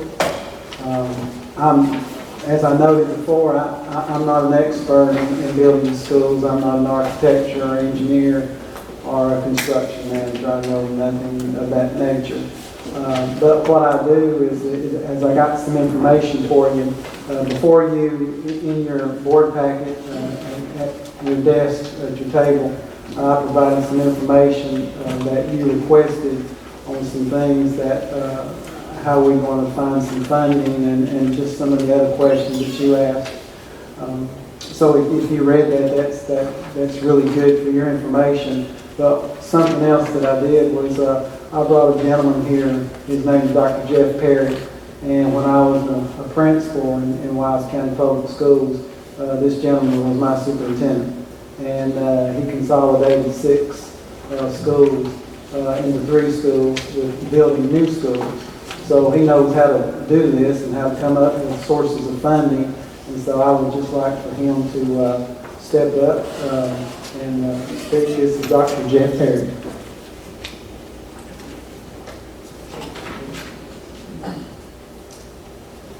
Madam Chair, County Commissioners, Ms. Roundtree, certainly appreciate the opportunity to speak to you this evening and share some information with you. As we go forward, I presented a packet at your desk in the folder. It's also up on the PowerPoint presentation for your review. As we go through this process, the main thing that we're here to do is to help. My name is Jeff Perry. I'm the Division Superintendent in Witt County. I just left Wise County. We were able to consolidate some schools, and I told people that the hardest animal in the world to kill is a high school mascot. And we went through that consolidation process, but we were successful in that. Actually, as we left Wise County this year, we were ranked 3rd in the entire state academically. So only 2 school divisions out of 132 outperformed us academically. Part of the reason I think that happened is that we had some exceptional facilities. And when our students and teachers went to school each day, they had a great learning environment that was conducive to the learning process and to teaching. Throughout my career, I've built 5 different schools, both here in Virginia and in Colorado. And also we've experienced some academic success, I think, doing that. The people that are with me this evening is Mr. Ballard. He is the president of Steve Ballard Construction Company. He has built over 12 schools in the K through 12 and then also a lot of higher ed buildings. He also was the general contractor that built Central and Union High School for me in Wise County and did a wonderful job for us. He's actually also building 5 elementary schools in Norfolk, which is just across the state line. And then accompanying us is Chris Couch, who is a business development manager, and he would be one of the primary contact people about it if there was a need. Our purpose and motivation here this evening is that I have developed a long-standing friendship and relationship with Dr. Williams. He and I worked together in Wise County, and he called me and asked me if I could come up and help. We do have a passion for construction. I love working with the curriculum. I love working with strengthening the instructional process, but we also love building schools. And when he had the need to look at this, then he called upon me and asked me if I could share some information. And we want Gates County Public Schools to be successful. And in doing so, sometimes there just needs to be a little bit of help with that. And this is one of the primary things that I think that Mr. Ballard or we could do is provide some pre-construction services for you, because most of the things that's going to happen is early on in the process, and you want to make sure that you do all the homework that's necessary to have a successful program. And in that, those pre-construction services, your preliminary designs, cost estimates, debt service, some of those kind of things are critical. At this point, all those services are free. If you go, and as we go into this, our process is about establishing relationships, and then we don't expect to get the contract at the end or any of those kind of things. We provide advice, suggestions, all that's free, and then at the end, just like that opportunity to submit a proposal. If we're the best ones, then that is great. If not, then we wish you the best of luck, and I will continue to help Dr. Williams as they move forward with this. As we go in with this, I think that you know the benefits of construction. First of all, it does increase safety. We took a tour of the building today, and for the age of the building, they're very well maintained, actually. They're clean, and for that age of the building, I think your director of maintenance should be applauded for that. But as we know, there are several problems associated with our 1950 schools that were created. We never really thought about safety in 1950s when we created these schools. There's a lot of blind spots that if an active shooter got into the school, it would be very difficult to root that particular person out. Also, the doors have limited locking capabilities on the inside, which is a problem. And then also there's certain ventilation issues and mold issues and some other things that causes some health concerns. It actually also will promote recruitment, and you can recruit both teachers, staff, and students with that, and also businesses. As we built some new schools in Wise, when businesses came in, one of the first things they wanted to see is the medical facilities in the community, and then they wanted to see the schools. And we had 2 wonderful schools that they could go visit, and that actually brought business into Wise County. It can actually also promote academic success when people have a building that have air conditioning, heat control in it, natural lighting, electrical outlets that you can plug computers up to and not have to worry about throwing a breaker, which we had all of those problems in Wise County. Then it ends up creating an environment that's more conducive to learning.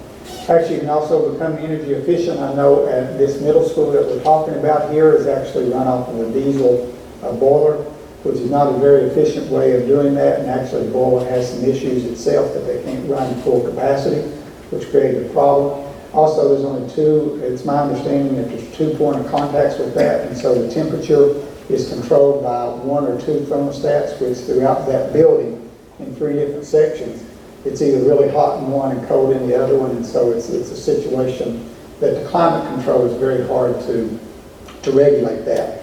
Also, when you build new schools and you show individuals that you have a community investment, then other people come invest.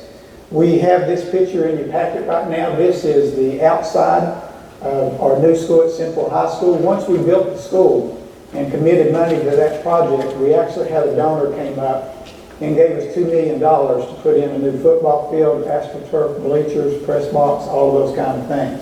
And one of his comments was, I'm doing this for 2 reasons. First of all, academically you have some success. The second reason is that finally the county has put up some money and put an investment in the schools, and I'm willing to do that now. Now, we're not promising you, of course, that you get that kind of donation, but the thing that we can say is that it does increase the pride in the community, and it enables you to take people to a nice school and demonstrate that the county has an investment in its future. It also will reduce maintenance costs right now. I know that the county is looking at a wide range of maintenance costs with this, a roof system, also the heating system. We've got some water problems, also ventilation, a number of issues associated with this, and the county has to make a decision. Either we're going to replace those roofs and put $500,000 to $1 million in a roof that may not last any more than a couple of years because of some other structural problems. So all those maintenance costs that's an issue right now could be replaced with a new building. It will save money in the future. Right now, you probably do have some liability issues with the school with some of those problems that I mentioned.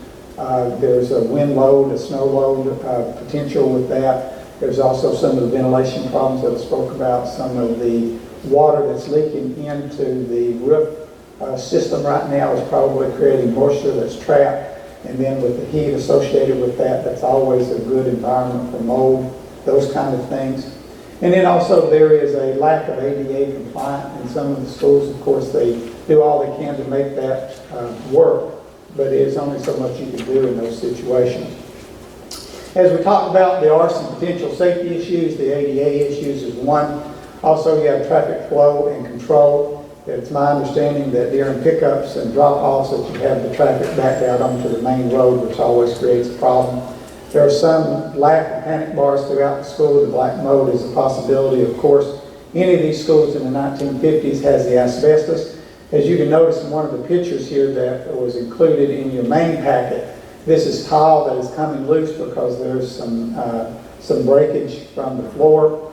In almost every school in this area, of course, the glue and the tile has asbestos in it. And even though you can have some of this, depending on the friability of that, it's never a good situation when you have tile that does have asbestos when it begins to separate from the floor, because clearly you got some problems.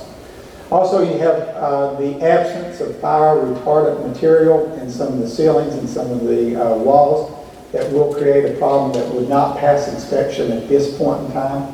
Also, there's some concerns about the wind and snow load on the existing roof. I know that they came in and did some re-engineering to hold the rooftop units in place. And as they did that restructuring, I'm not exactly sure that under current conditions that would pass either the wind or the snow loads. Also, there is an absence of some backflow valves once you get inside the school, and so there's an ability for non-portable water to get mixed up with portable water, which is clearly a concern. The electrical is an issue, and then also the ventilation is a problem. So we're asking teachers and students to probably work in some conditions that most of us would not want to work in. As we go on with this, the pre-construction services that we can provide, all free of services, is that we can do a needs assessment. And also we can do some program assistance. Actually, what do you need? How big is the school? How many classrooms do you need? What is the size of the cafeteria? What is the size of the computer labs? All those kind of things. We can actually also do some initial design concepts. So we can give you floor plans, elevations, what the school would look like, what it would be like aesthetically. Also give you some preliminary cost estimates. I know that the county has been through this a couple different times, and you've got a wide range of costs, I think running from 12 million up to 18 million. We can actually give you a more firm total about what that would actually be, depending on the square footage that you elect to go with. One of the things that probably this board is most concerned about is we can help you actually with financial analysis. I know that you can go out and hire individuals to come in and help the county with that. We'll talk about this in a slide or two, but there's financial assistance that can be provided there in terms of debt capacity, restructuring debt, what you actually have with your bond ratings, all of those kind of things. We can actually provide access to professionals, so mechanical, electrical, plumbing, engineer, architects, all those kinds of things we have access to that we can provide, again, at no cost to the school division and to the county. Do a site analysis and determine if the site that is picked is one that is a feasible site for a new school. Also provide preliminary architectural and engineering work. I know that at some point in time, this preliminary A&E firm, that can be up to $400,000, $500,000. That can be a big cost, and then maybe not even go with that particular firm. Again, this is something that is free that we do provide. All this is no cost to the owner. A concept that has different names in different states, but a lot of times it's considered to be design build. In Virginia, it's the PPA process. I'm not exactly sure what the name is in North Carolina, but in the design build concept, normally most people have gone with a bid build process, in which you say that we want a school this kind of size, this kind of classrooms, and then you put it out for bid, and then the lowest bidder ends up winning that. In the design build, what you end up having is that you have an integration of services. So the architect, the engineer, and the contractor are all together on one team. And I know that the county has probably experienced this before, but an A&E firm will come in and tell you that a project will cost $10 million. Then when you bid it out, it ends up being $12, $13, $14 million, whatever that process is, because that A&E firm is not actually the contractor who knows what it's going to cost to actually implement the design. In this particular model, what you have is all those individuals are together. So there is a marriage and partnership where the A&E firm then is actually in partnership with the construction people to make sure that it's the best service and the best product. It also provides a single contact. I know that the board or the county commission has probably struggled with particular individuals saying this is not my fault, it's somebody else's fault. You need to go to the architects, to the engineers, to the construction. And you end up with a ton of change orders, which ends up costing a great deal of money. In this particular situation, there's one single contact person. And so with that, anytime that we had a problem or an issue at Union High School or Central High School, I simply called up Mr. Ballard and said, you know, I don't really care whose problem this is, you need to fix it, and he fixed it. And so instead of calling back and forth and finding out if it was the roof guy, if it was the metal guy, if it was whoever, it was always a situation where you got that single point of contact. It creates efficiency and effectiveness. You're able to do this a lot quicker and able to do it more effectively. It also allows a concept called value engineering, is that once you decide how much money that the county can actually donate to this project, then we can sit down with you and work with you and add things and delete things and end up making it what you want it to be and making sure that we have the very best product at the very best price. And then we also allow some finance options. There are some options where you can lease the building, that you don't have any upfront costs, that you don't have to sell bonds, some of those kind of things. There's also bridge loans, some of those kind of things to get started on the project quicker if you so desire. But there's a lot of different financial options that the design build would encourage. Some of the benefits that this particular model had for us, it had us a greater selection ability. It actually shortens the construction process considerably. It enables you to get into the building quicker. The one thing that I think probably the county and the school board would appreciate the most is it reduces the owner's risk. And number 4, it guarantees something called a guaranteed maximum price. And in that guaranteed maximum price, what the contract says is that the price cannot exceed this particular amount. And so we ended up having a traditional bid build process in another school that we renovated. We ended up having 42 change orders, and the price rose on us $1.5 million. Actually, in this design build, the original contract price was $51.2 million, and we ended up building 2 high schools for $50 million. So not only did the price not go up, but it actually went down on that particular piece. So when you get into the guaranteed maximum price, it guarantees you a price, and then it enables you to talk to your tax payers and ensure your constituents that you have a control on the amount of money that's going to be spent.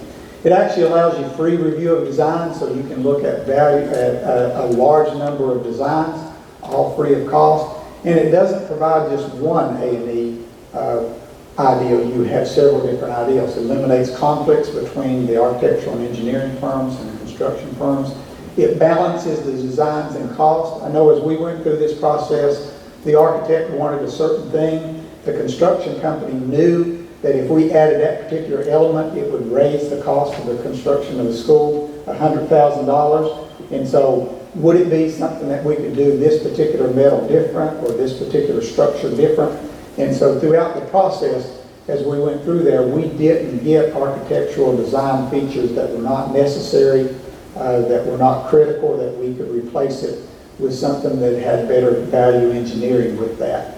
And then the good thing probably for us is that we were able to get over $500,000 of design work and pre-construction construction services with no money up front. So that enabled us to see a lot of different options without any problem. The financial assistance that we can help the county with and the school board is that we can work around your budget. So if you have a particular budget in mind, then we go ahead and work toward that budget. In Wise County, and we are a very poor county. Actually in Wise County we had 60% free and reduced lunch. We were in the coal fields, and the recent situation with the regulatory committees at the federal level basically crushed coal, and we lost a great number of work. But even during that particular time, our board of supervisors were able to fund this particular project, and we were able to go through. But they said at the very beginning we only had $50 million to build these 2 high schools with. And so it was a situation where we had to work within that particular budget. So they were able to come in and do some financial analysis with us. This is what you can afford. These are some other ways that you can restructure your debt. The value engineering, which I have presented. There's also the option of a lease program that the county doesn't have to sell bonds, the county doesn't have to commit. It simply ends up leasing as you would, not exactly like leasing a car, but it would be that kind of concept that you would pay for the program as you went along. Right now, the other thing that we'd like to add is that it is the best time to build. That right now the construction costs have been some of the lowest that we've seen in history. We've been able to build schools now at a square footage cost that is actually below what we saw in the early 2000s. So the time to build is right now, especially with petroleum projects being so low right now, with gas being so low, that drives a lot of things.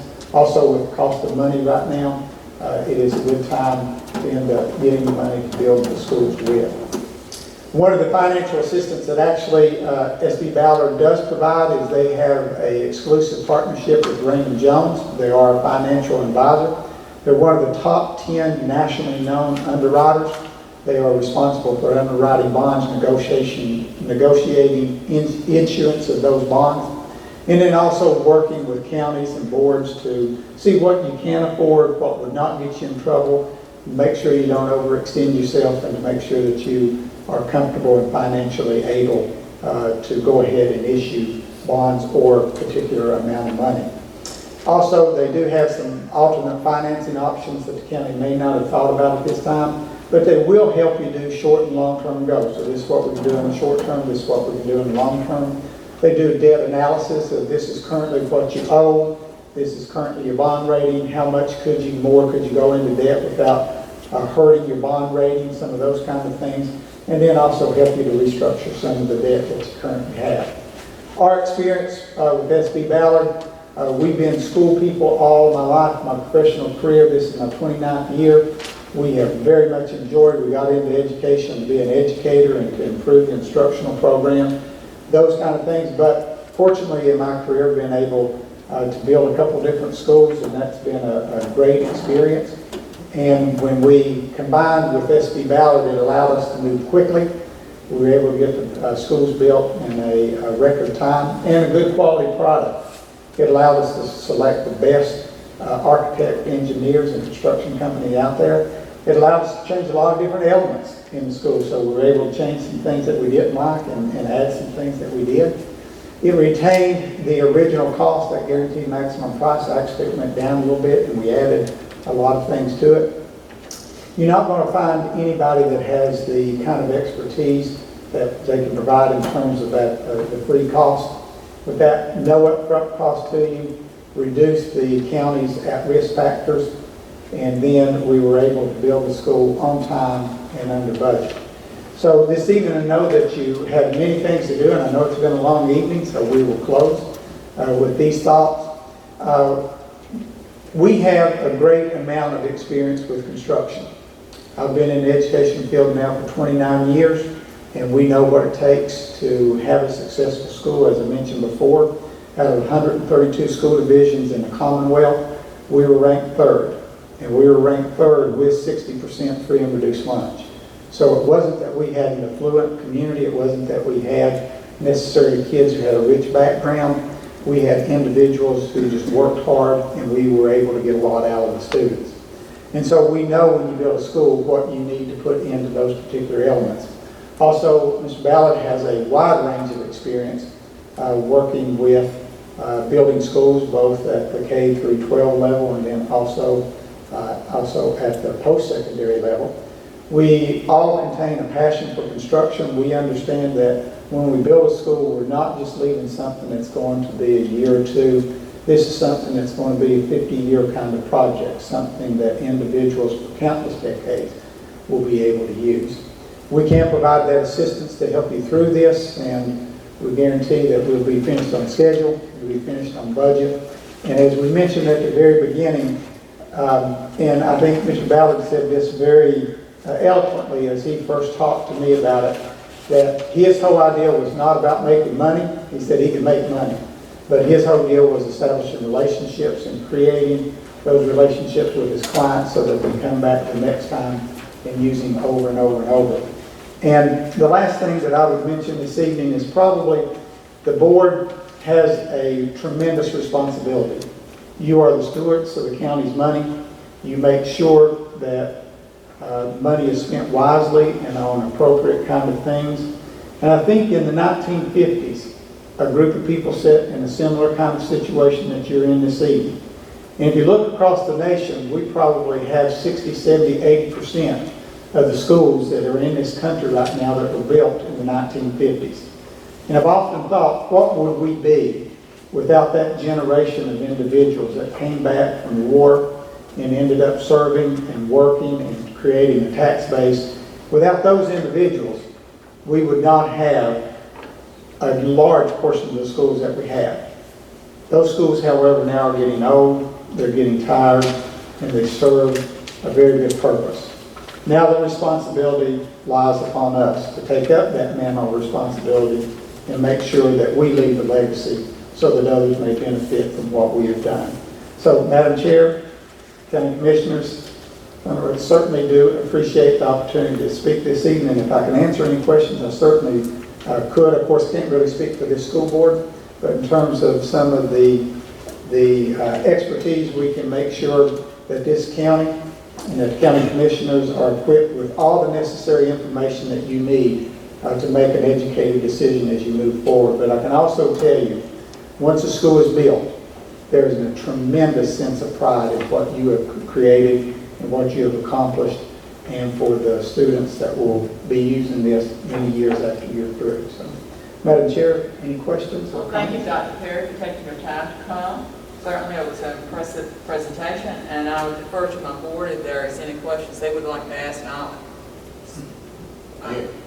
Yes. First question would be, we talk about the design build concept. One of the things we've dealt with in the past is for counties, there's a general statute that says that we're not allowed to use, I believe, not allowed to use the design build concept for safety reasons, and I think we've been in that with our library. We built the library, we could get contractors who had checks and everything working with them. But I believe we had a requirement that we had to get a separate architectural firm to do the design and then to get the construction. And the concept of the general statute is public safety, because you don't want to put, for just a simple analogy, you don't want to put the weasel in the hen house, so to speak. I understand that. But how do you get around that?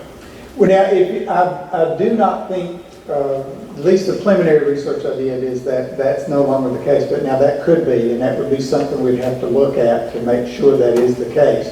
But I know that in the past, there was a great deal of opposition from A&E firms to do this. And so in the southeast especially, there was a concentrated effort among those A&E firms not to do that because they lost some power and some money in the whole process. But over the last couple of years, a lot of that statutory stuff has changed. So at least some of the preliminary stuff that I've seen says you can do that. But even if it's not the design build, there's still another concept that we can go to and still give you some of the same kind of things. But regardless if you go design build or not, it's still an opportunity that we can provide some of these services. But we will check on that and make absolutely sure. County Manager, we can pull that up. I believe you might remember that. I wasn't on board with this, I don't remember. But yeah, that was one of the. Not in detail, but I do recall there being some issues. And some of that may have been alleviated during the bid rating scandal. I can tell you when we got our proposals and looked through them, we saw a lot of overlap where this architectural firm had showed the projects they had done and who they'd worked with. Then we would take another one and look at it, and it was duplication. This engineer, this architect, had worked with some of the same people. They almost looked like they were copied. Yeah. So there was a lot. So it told you who some of the better parties were as well. So because they had used them over and over. I'd like to know in the packet, the union school that you pictured in there, when was that job completed? We finished that up 2 years ago. So, and then Union and Central are actually prototype schools, so we simply changed the color. Union High School was more blue, and then Central High School was red, but we finished that up 2 years ago. And early in your presentation, very early, I believe you used a phrase that caught my attention. Consolidated some schools. We did. What grades? Actually, we had 6 high schools. We had 2,000 students in the entire division at the high school level at that time. We had nearly 6,000 in the entire division, but we had 2,000 kids at the high school level. And we had 6 high schools. We had 2 high schools, one with 200 kids and then the other one with 300 students in it. And they were less than 6 miles apart. And so what we did is that we did consolidate those schools together, and we were able to save some money on some operating costs and was able to refund some of that back into the debt service on that.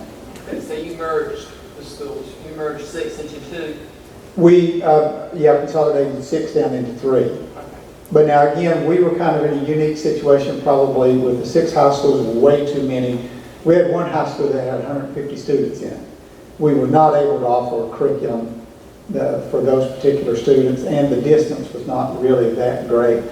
And the schools that we combined together, our largest one was 670 students, so it really wasn't a huge high school. And ended up making a lot of academic success with that. That's when we began to see some of the success that we have enjoyed. And the length of the construction phase, design, construction, bidding, and whatever, is approximately what we do? We would go somewhere in the neighborhood of 18 months, depending on the issue with the site. If the site work is easy, that your utilities infrastructure is there, there's not a great deal of rock, those kind of things. It's somewhere in the neighborhood of 18 months from the moment you say go. So, And that's turnkey? Yes, ma'am. Now, when I talk to, just to make sure that everyone is clear on this, when we talk about that we built a high school for $25 million, that included all the site work, that included all the pencil sharpeners, all the computers, all the desks, all the tables. Everything that was in that school was included in the contract. So we ended up getting a totally operational school, and that was with cameras up that had all the classrooms, that was climate control in each classroom, that was the buzzing system with the key swap that you could get into the building and reported who got in, all those kinds of things. So a gymnasium, 1,500 students, an auditorium with 800 students. So all those things were included in a modern cafeteria, and then also we ended up having 6 different computer labs in that also. And what is the size of the school? We had 600, we built it for 750, and currently we have about 670 in it, and 130,000 square feet. With the safety issues that schools have had in the past, let's say 2 to 3 years, not that we would want to eliminate the things I'm going to mention, but I'm just curious, can you build a school, regulation-wise, can you build a school without the locking doors, without cameras, and things of that nature? Can you do Yes, sir. that? You can? You can. There are no federal or state regulations on some of those security pieces. And I'm not sure about North Carolina, but I wouldn't think that most states would have that. And there are ADA compliance with the handicap piece, but in terms of the construction of that, without those safety features, I would think that it is, that's not mandatory. But it's not even as much as that, is that when you step out in the hallway, you want a clear line of sight. So that down that hallway, if there's anyone there, you can see them immediately. Do doors locked from the inside so an intruder that got into the building could not get inside.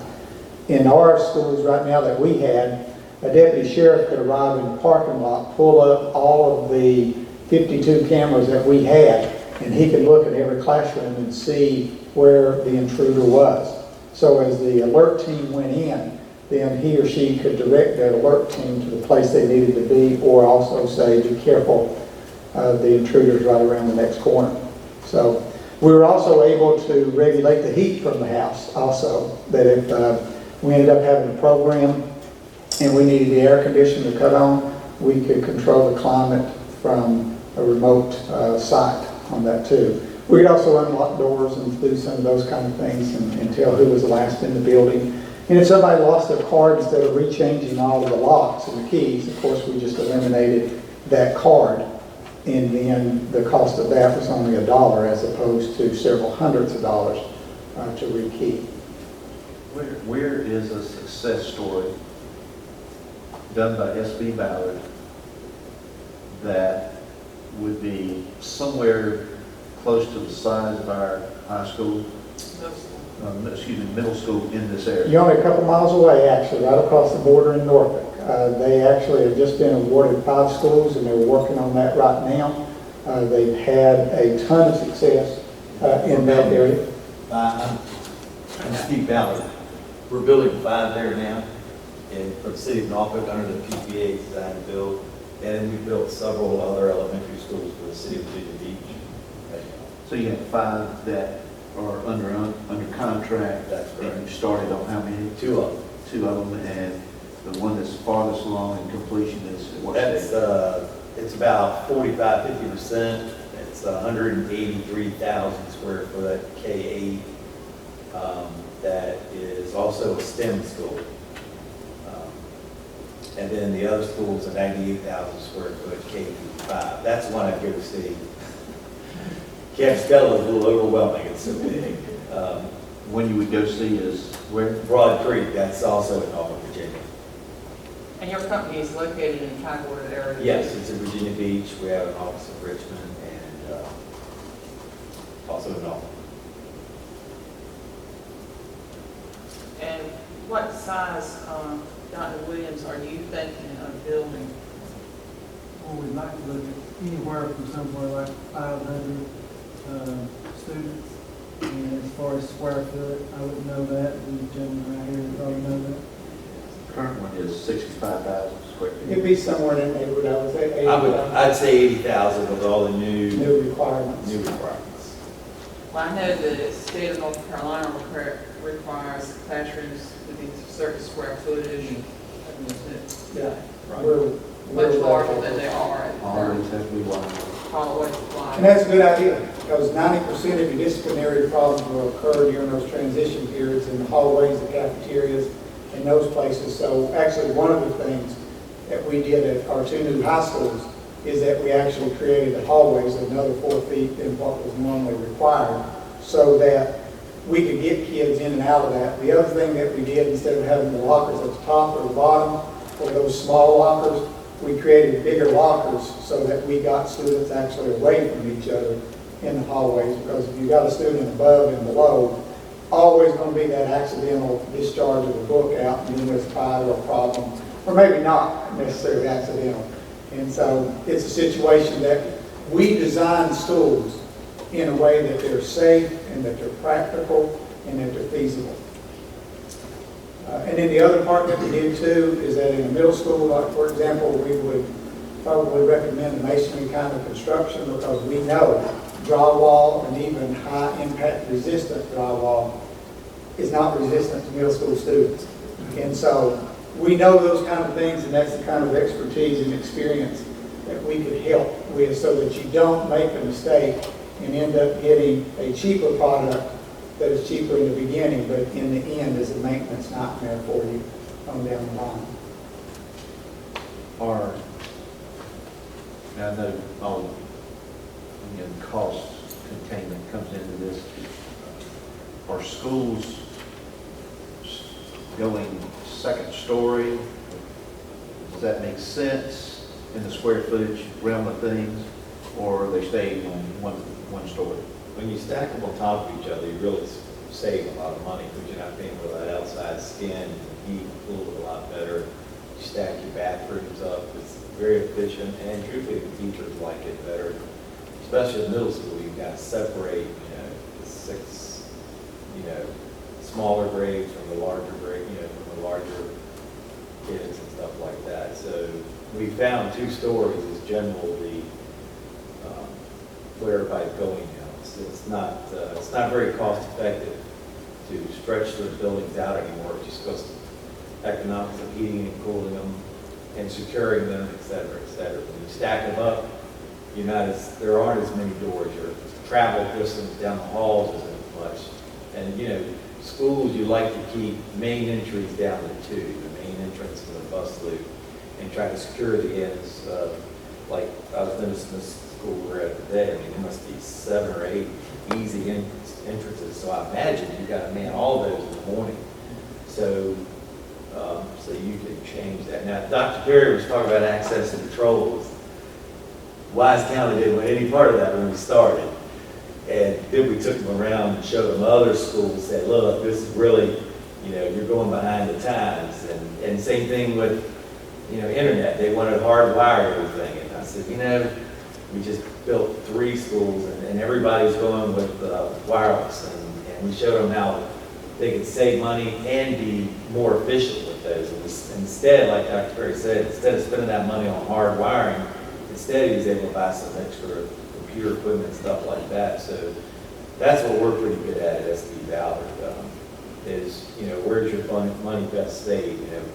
One of the schools we're doing now, the neighborhood wanted all limestone and granite stone door signage. And I said, hey, it's $106,000. That's 384 computers. And it's, K through 5. I'm sure those 3rd graders would want to see that granite stone versus having a laptop. So we're good at bringing that best value. Value engineering, we don't need that. Best value. Help the city and county and the school system put their money in where it's best to education and safety. If you captured what Dr. Perry said, there was, what did you say, 600 students, and you built the school for 750, hope 750.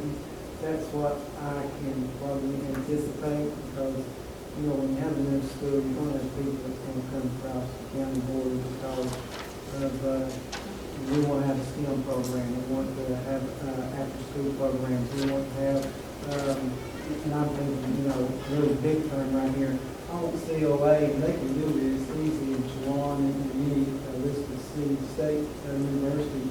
You can bring their college professors up here and teach our kids some college classes, which will help our students and help parents' pocketbooks when they go, and that's going to draw them to those colleges to get that degree. So I think that's really important that our kids can afford to go on a bus, more than we afford to get them on a bus and teach them in these colleges when they're in high school. So that dual enrollment piece, I think, is a huge thing that I can see what we can do to benefit our schools. I think that there's all kinds of things that they have in Charlotte-Mecklenburg and Raleigh that we're not offering, but we will have that capability with the grant writing that Dr. Dickerson can provide with $250,000 and bringing some STEM education.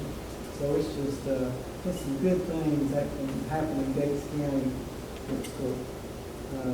Not bringing in, big Walmart or trying to change the culture, maybe shape the culture where, we can educate our students and maybe our students will stay right here and be productive, effective citizens for the county.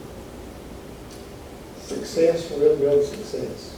We saw that in Colorado, we saw it in Montgomery County when we built a school, we built an elementary school. We opened up with 500 students, and within a year we had 650 students. And the real estate agents wanted to come in and look at our school and take pictures and be able to post that students in that community went to our school. And so you end up having a lot of success, I think, as you build that and as you get new facilities in. Sorry, sir. Go ahead. Any additional comments or questions? Maybe not particularly additional questions, however, I'm impressed to hear so often from your mouth about security and safety, because we're certainly concerned about our students and our teachers as well as the educational facilities.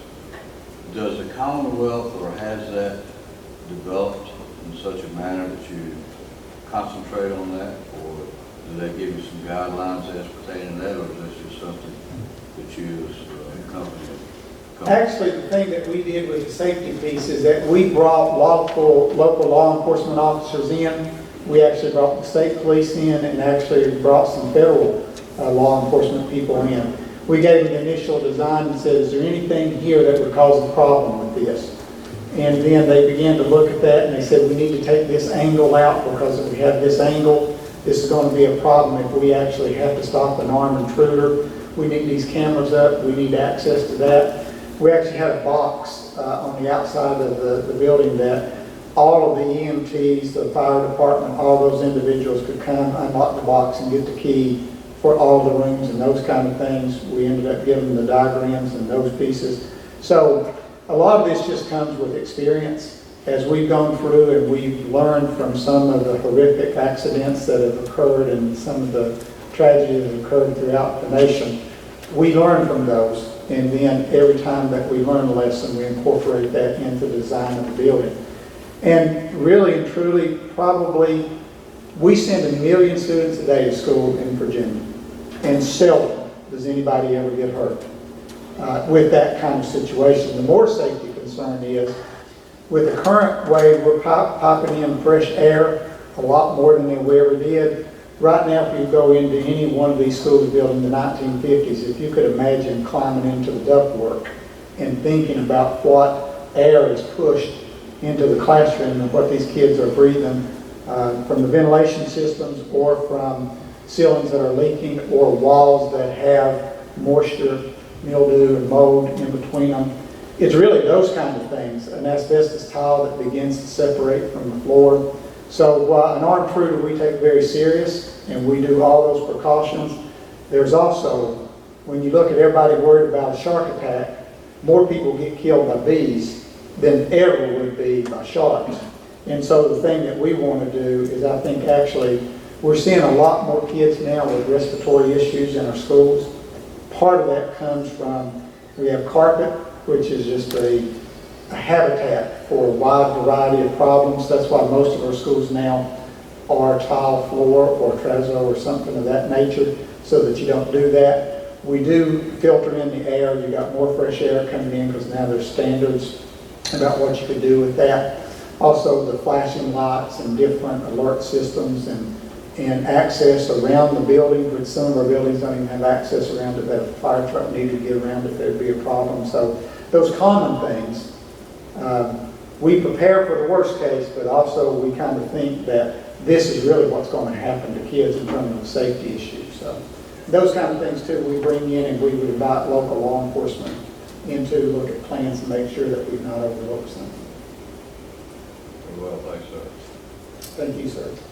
Thank you. Madam Chair, County Commissioners, I would certainly do appreciate the opportunity. We wish you the best in this and good luck. I know it is not an easy piece, because the next group of people want to know where the money's coming from and how it's going to be spent, and make sure you're responsible with that. So I know it is a difficult decision, but I don't think it's any more difficult than those people had in the 1950s that built the majority of these schools in this country. And now it's our chance. It's our opportunity. And the only thing I think that we can do in the future is be worthy of that responsibility. Thank you. Good luck. Thank you. And I'm going to get my clicker from the computer. I'm not stealing anything from Gates County. Yes. The only thing that I would like to add is on the second page of your booklet is the piece about what the Board of Education is requesting. Is just to see, a motion where we can get some initiation and process to proceed with feasibility and planning for a new middle school for our students in Gates County. Okay, it's in the booklet, but it's also in our packet as well. The letter from the Gates County, to the Gates County Board of Commissioners, from the Board of Education, requesting that the Gates County Board of Commissioners move to approve the Gates County Board of Education to initiate the process and proceed with the feasibility and planning for a new middle school for Gates County Public Schools. That's what they're requesting. To initiate, we're talking about looking for designs, we're talking about looking for feasibility, cost estimates, analysis. I'm Jim. Yes. I certainly appreciate all the information and expertise that's been provided for requesting to move forward with building a new middle school. And certainly everything that's been said, is of the utmost necessity.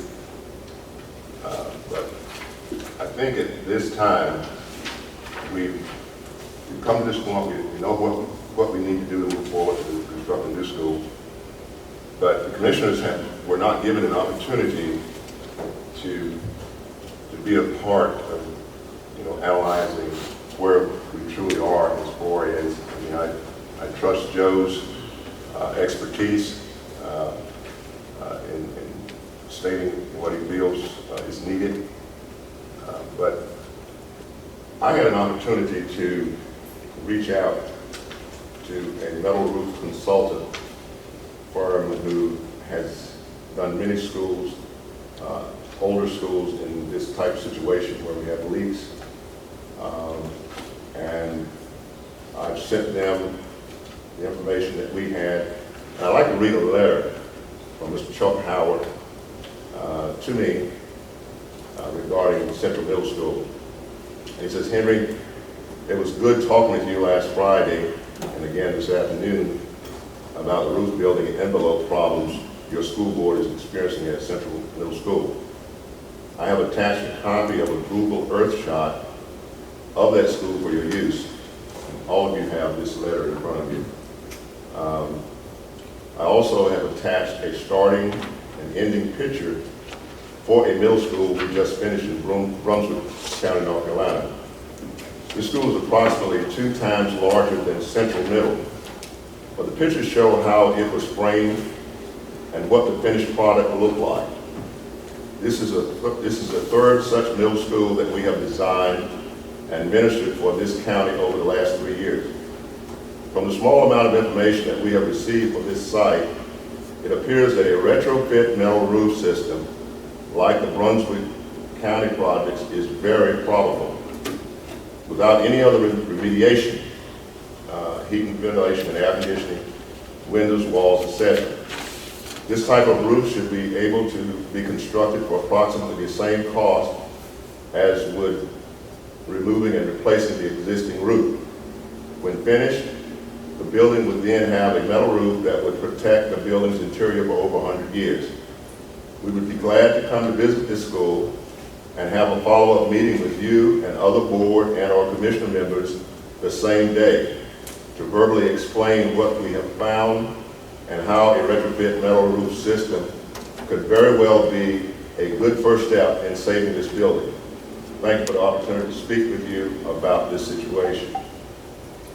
I think that, as I said, we never had an opportunity to, Joe invited us to come and take a 20-minute tour.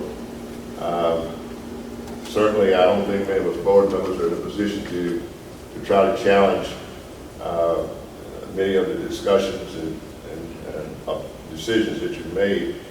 But certainly, I think that I would ask the Board of Education, Dr. Williams, if they would allow Mr. Howard to come and do an assessment. He's provided pictures.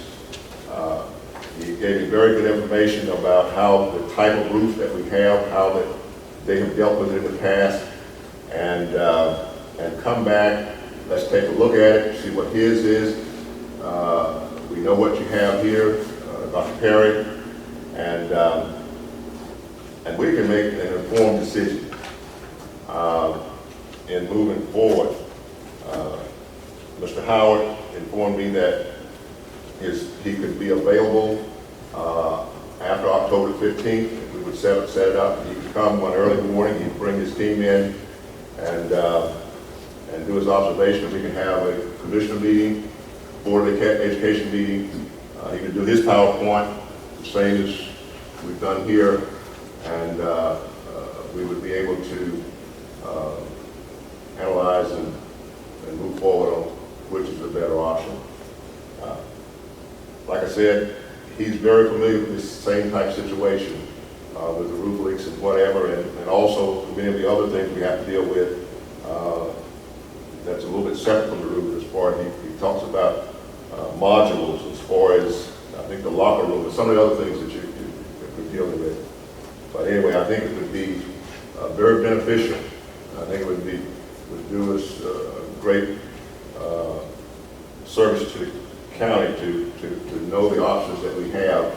And when we move forward, we know that, hey, this is the best thing for the county and for the citizens of Gates County and our children. Do I have your permission to forward this to Dr. Williams, since everyone just received this information at the meeting and Dr. Williams has not had a chance to review this as Sure. well? Well, it's the same, you mean from metal roofing? Right, Oh, since it has all that contact information. Certainly, well, I would let Mr. Howard know that county manager would be contacted to set up a meeting if, for him to come and do the observation. I mean, we're gonna need to do that through the county manager's office. Well, I would think we need to go through the school. Well, the school didn't, I would like to keep this on the commissioner's side. The Board of Education has bought their side. This is our side. We're bringing in the metal roofing. They're going to do the observations. They're going to give a presentation, and we can come together. I don't see it as sides, that we're all working together for the best of the county, and we'll do it together. We're not adversaries. We'll work together. Just doing it, that's the way I look at it. Well, it's not adversarial, but we're trying to get information to make a decision. Yeah, I understand The that we're trying. logistics, the only thing we're dealing with is logistics. He's not, for this type of visit, he's not going to make a charge. This is a scheduling thing. And, whatever information that he comes up with, certainly he's going to share it with both boards. But I think the point of contact for us, between him and the board, would be our office, our county manager's office. I mean, Dr. Williams certainly could talk to him. Any information that we have, certainly. But I just, since we've initiated it, I think that we need to be the one that's basically going to provide leadership and get it here and get it presented. Right. I think you bring up a really good point, and I see large benefits of that. And I don't see there's any sides or anything like that, Ms. Hopper. And I understand what Ms. Hopper's saying, and I understand what you're saying too as well. If I can swing Dr. Perry back down here to also listen, with your permission, when we all do sit down together, I think that'd be because this is a big decision, and this is a lot of money. But we also know the importance, as Dr. Perry, as you captured what he stated in his presentation. So I just think that, that's good with me. Well, all of our actions are solution-based. Again, we know the condition and the issues that our current facility poses, and all of our actions are solution-based. We certainly can't ignore the gentleman, unless it was very clear there was a reason to ignore it. And financially speaking, the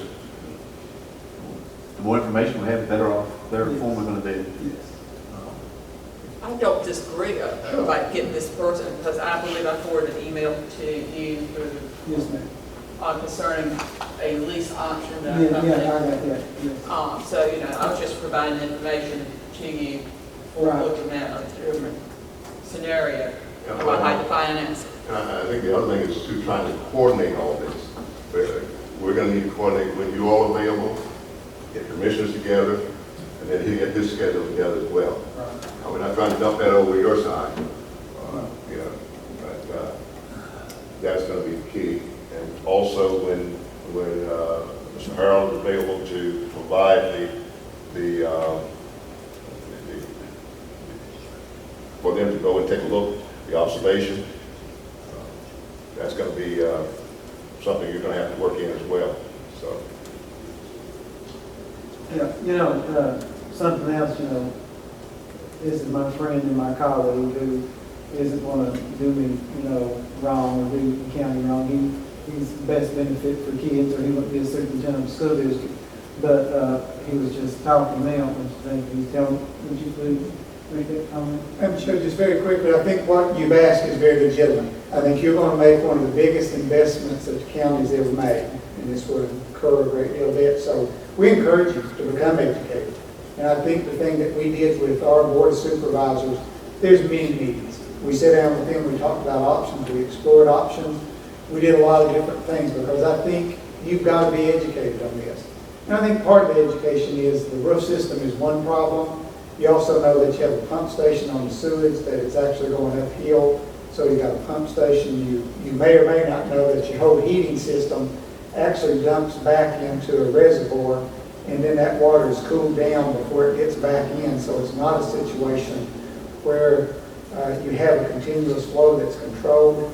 You also have a water problem where the water is actually the potential of portable and non-portable water mixing because of the lack of backflow valves. So the one single issue of the roof is one big problem and the most obvious problem.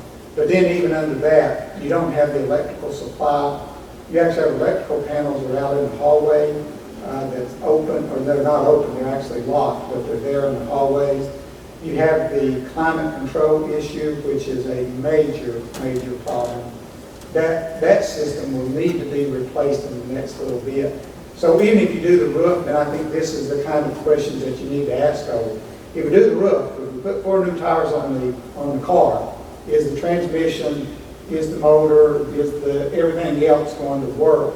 And you don't want to put 4 new tires on a car that you know the motor has got 10 more miles to go on it. And that's a situation, though, that kind of conversation you'll need to have, because again, when we walk away, they're going to come back to you and say, did you think about this? And you want to look at them and say, yes, ma'am, yes, sir, I did. And so any of that information, I've talked to Dr. Williams about that. This is a long process, and the most important part of this journey is this homework period of doing exactly what you've said.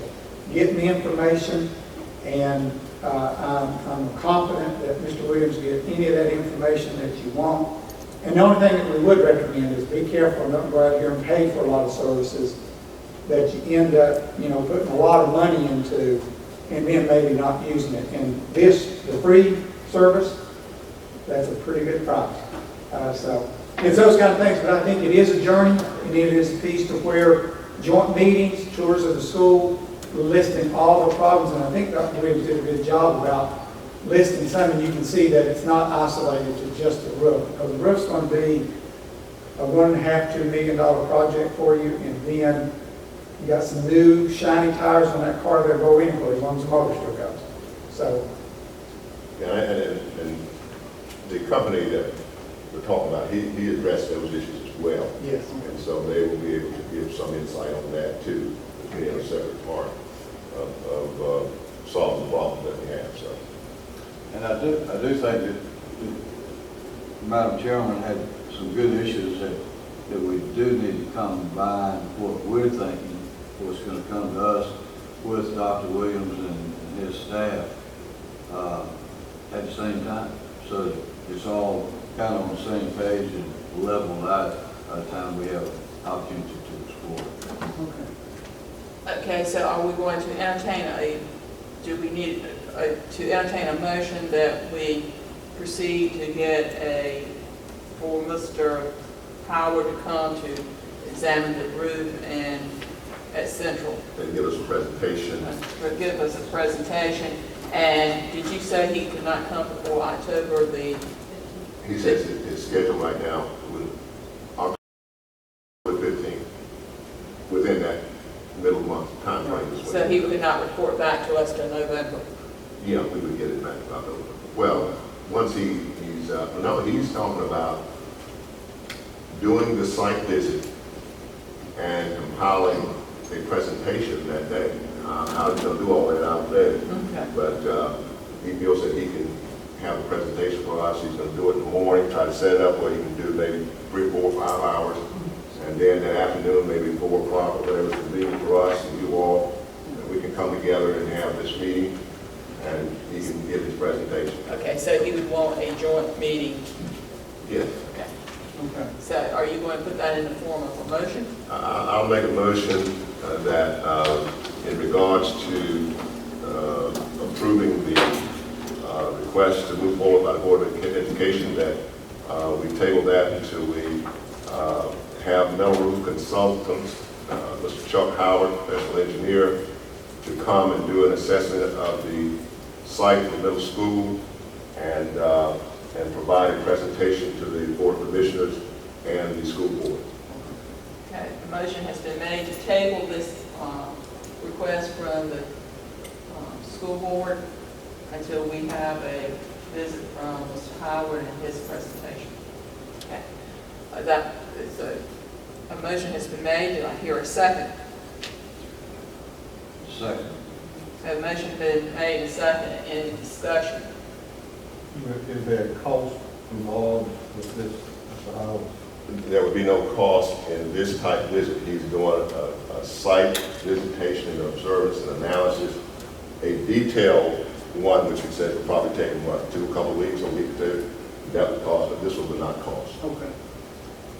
Okay, a motion has been made and second. Any further discussion? All those in favor say aye. Aye. All those opposed? Okay, it passes. It will be tabled until we hear from Mr. Howard. And we will get with you and schedule the time and place of our joint meeting. Okay. Natalie, I will call Mr. Howard and let him know that you will be getting in touch with him, trying to set up a schedule and coordinate everything with everyone. Okay. I just want to say thank you very much. Thank you. Thank you. And thank y'all for coming and your presentation. Have a safe trip home. It was a pleasure. Good luck. Let me know if y'all want to come down and look at this school. Okay. I wrote it down. Thank you. Okay, moving to preliminary 8, comments. Any citizen comments? I think everybody's deserted us.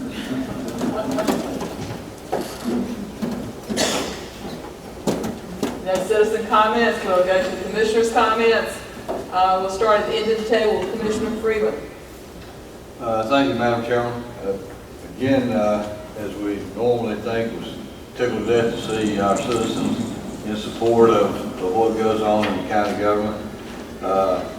You are the reason, and you do present the facts, and those that have brought facts and information in front of us, we appreciate that.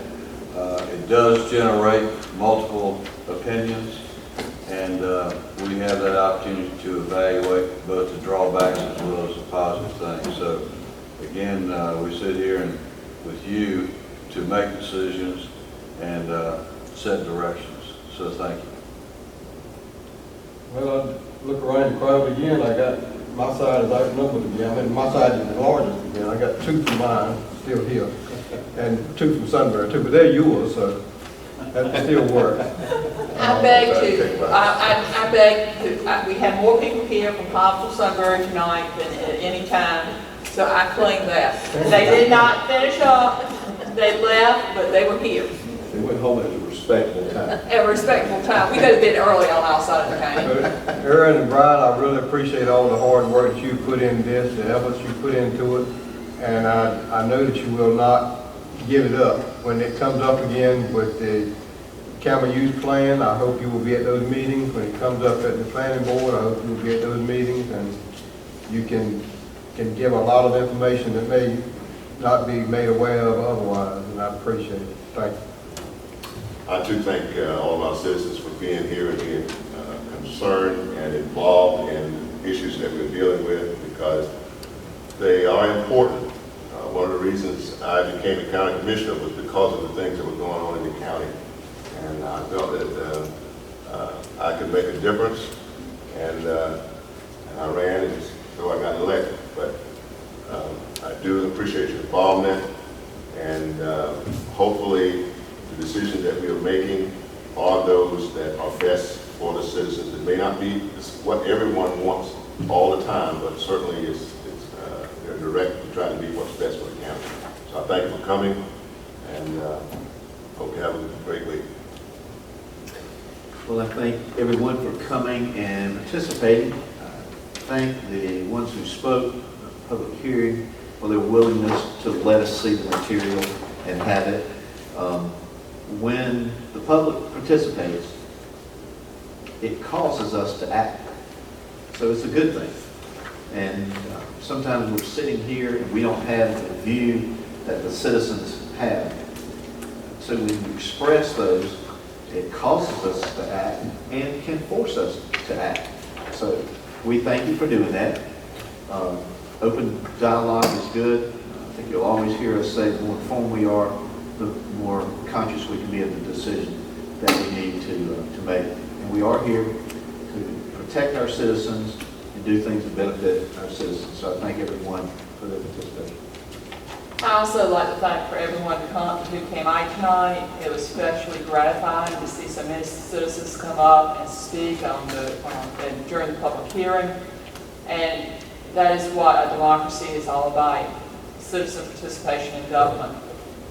It does give us a read of the pulse of the county that is very important to us. And as you can see, we have a lot of it takes a lot of time and thought to go in and as you listen to people, they bring up issues that you might not even have thought of before. And I took notes extensively as well. So that is very important. The more information we have, the better decisions that we can make. And that's what we want to do, make the best decisions that we can make for the citizens of Gates County. And sometimes it might not be the most popular decisions, but sometimes you have to bite the bullet and then make the tough decisions. On another note, Thursday night, 7 o'clock, we have a speaker at the public library on the Dismal Swamp. I think it would be quite interesting. The Dismal Swamp is one of our great natural resources in the county, and we have a gentleman who is supposed to be an expert on the Dismal Swamp. Hope to see you there, so you can learn something else about our natural resources and our historical part of the Dismal Swamp as well. So thank you for coming. We are going to take a couple-minute break, stretch break, and then we will go into closed session.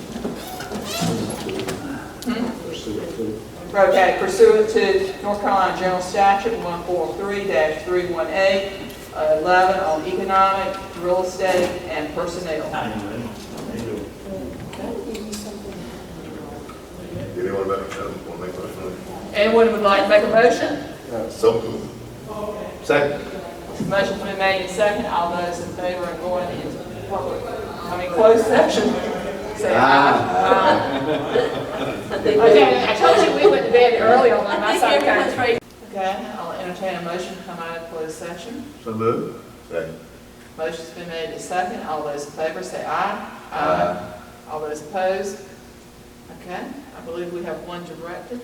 Yes, Madam Chairman, I make a motion that we authorize the county manager to modify the letter that we discussed in closed session to make it applicable to the commissioners and have the chairman sign for the board. Okay, a motion has been made or directive been made. Do I hear a second? Second. Motion's been made and second. All those in favor say aye. Aye. All those opposed? I'll entertain a motion to adjourn. So moved. Second. Motion's been made to adjourn and second. Any discussion? All those in favor say aye. Aye. Thank you. It's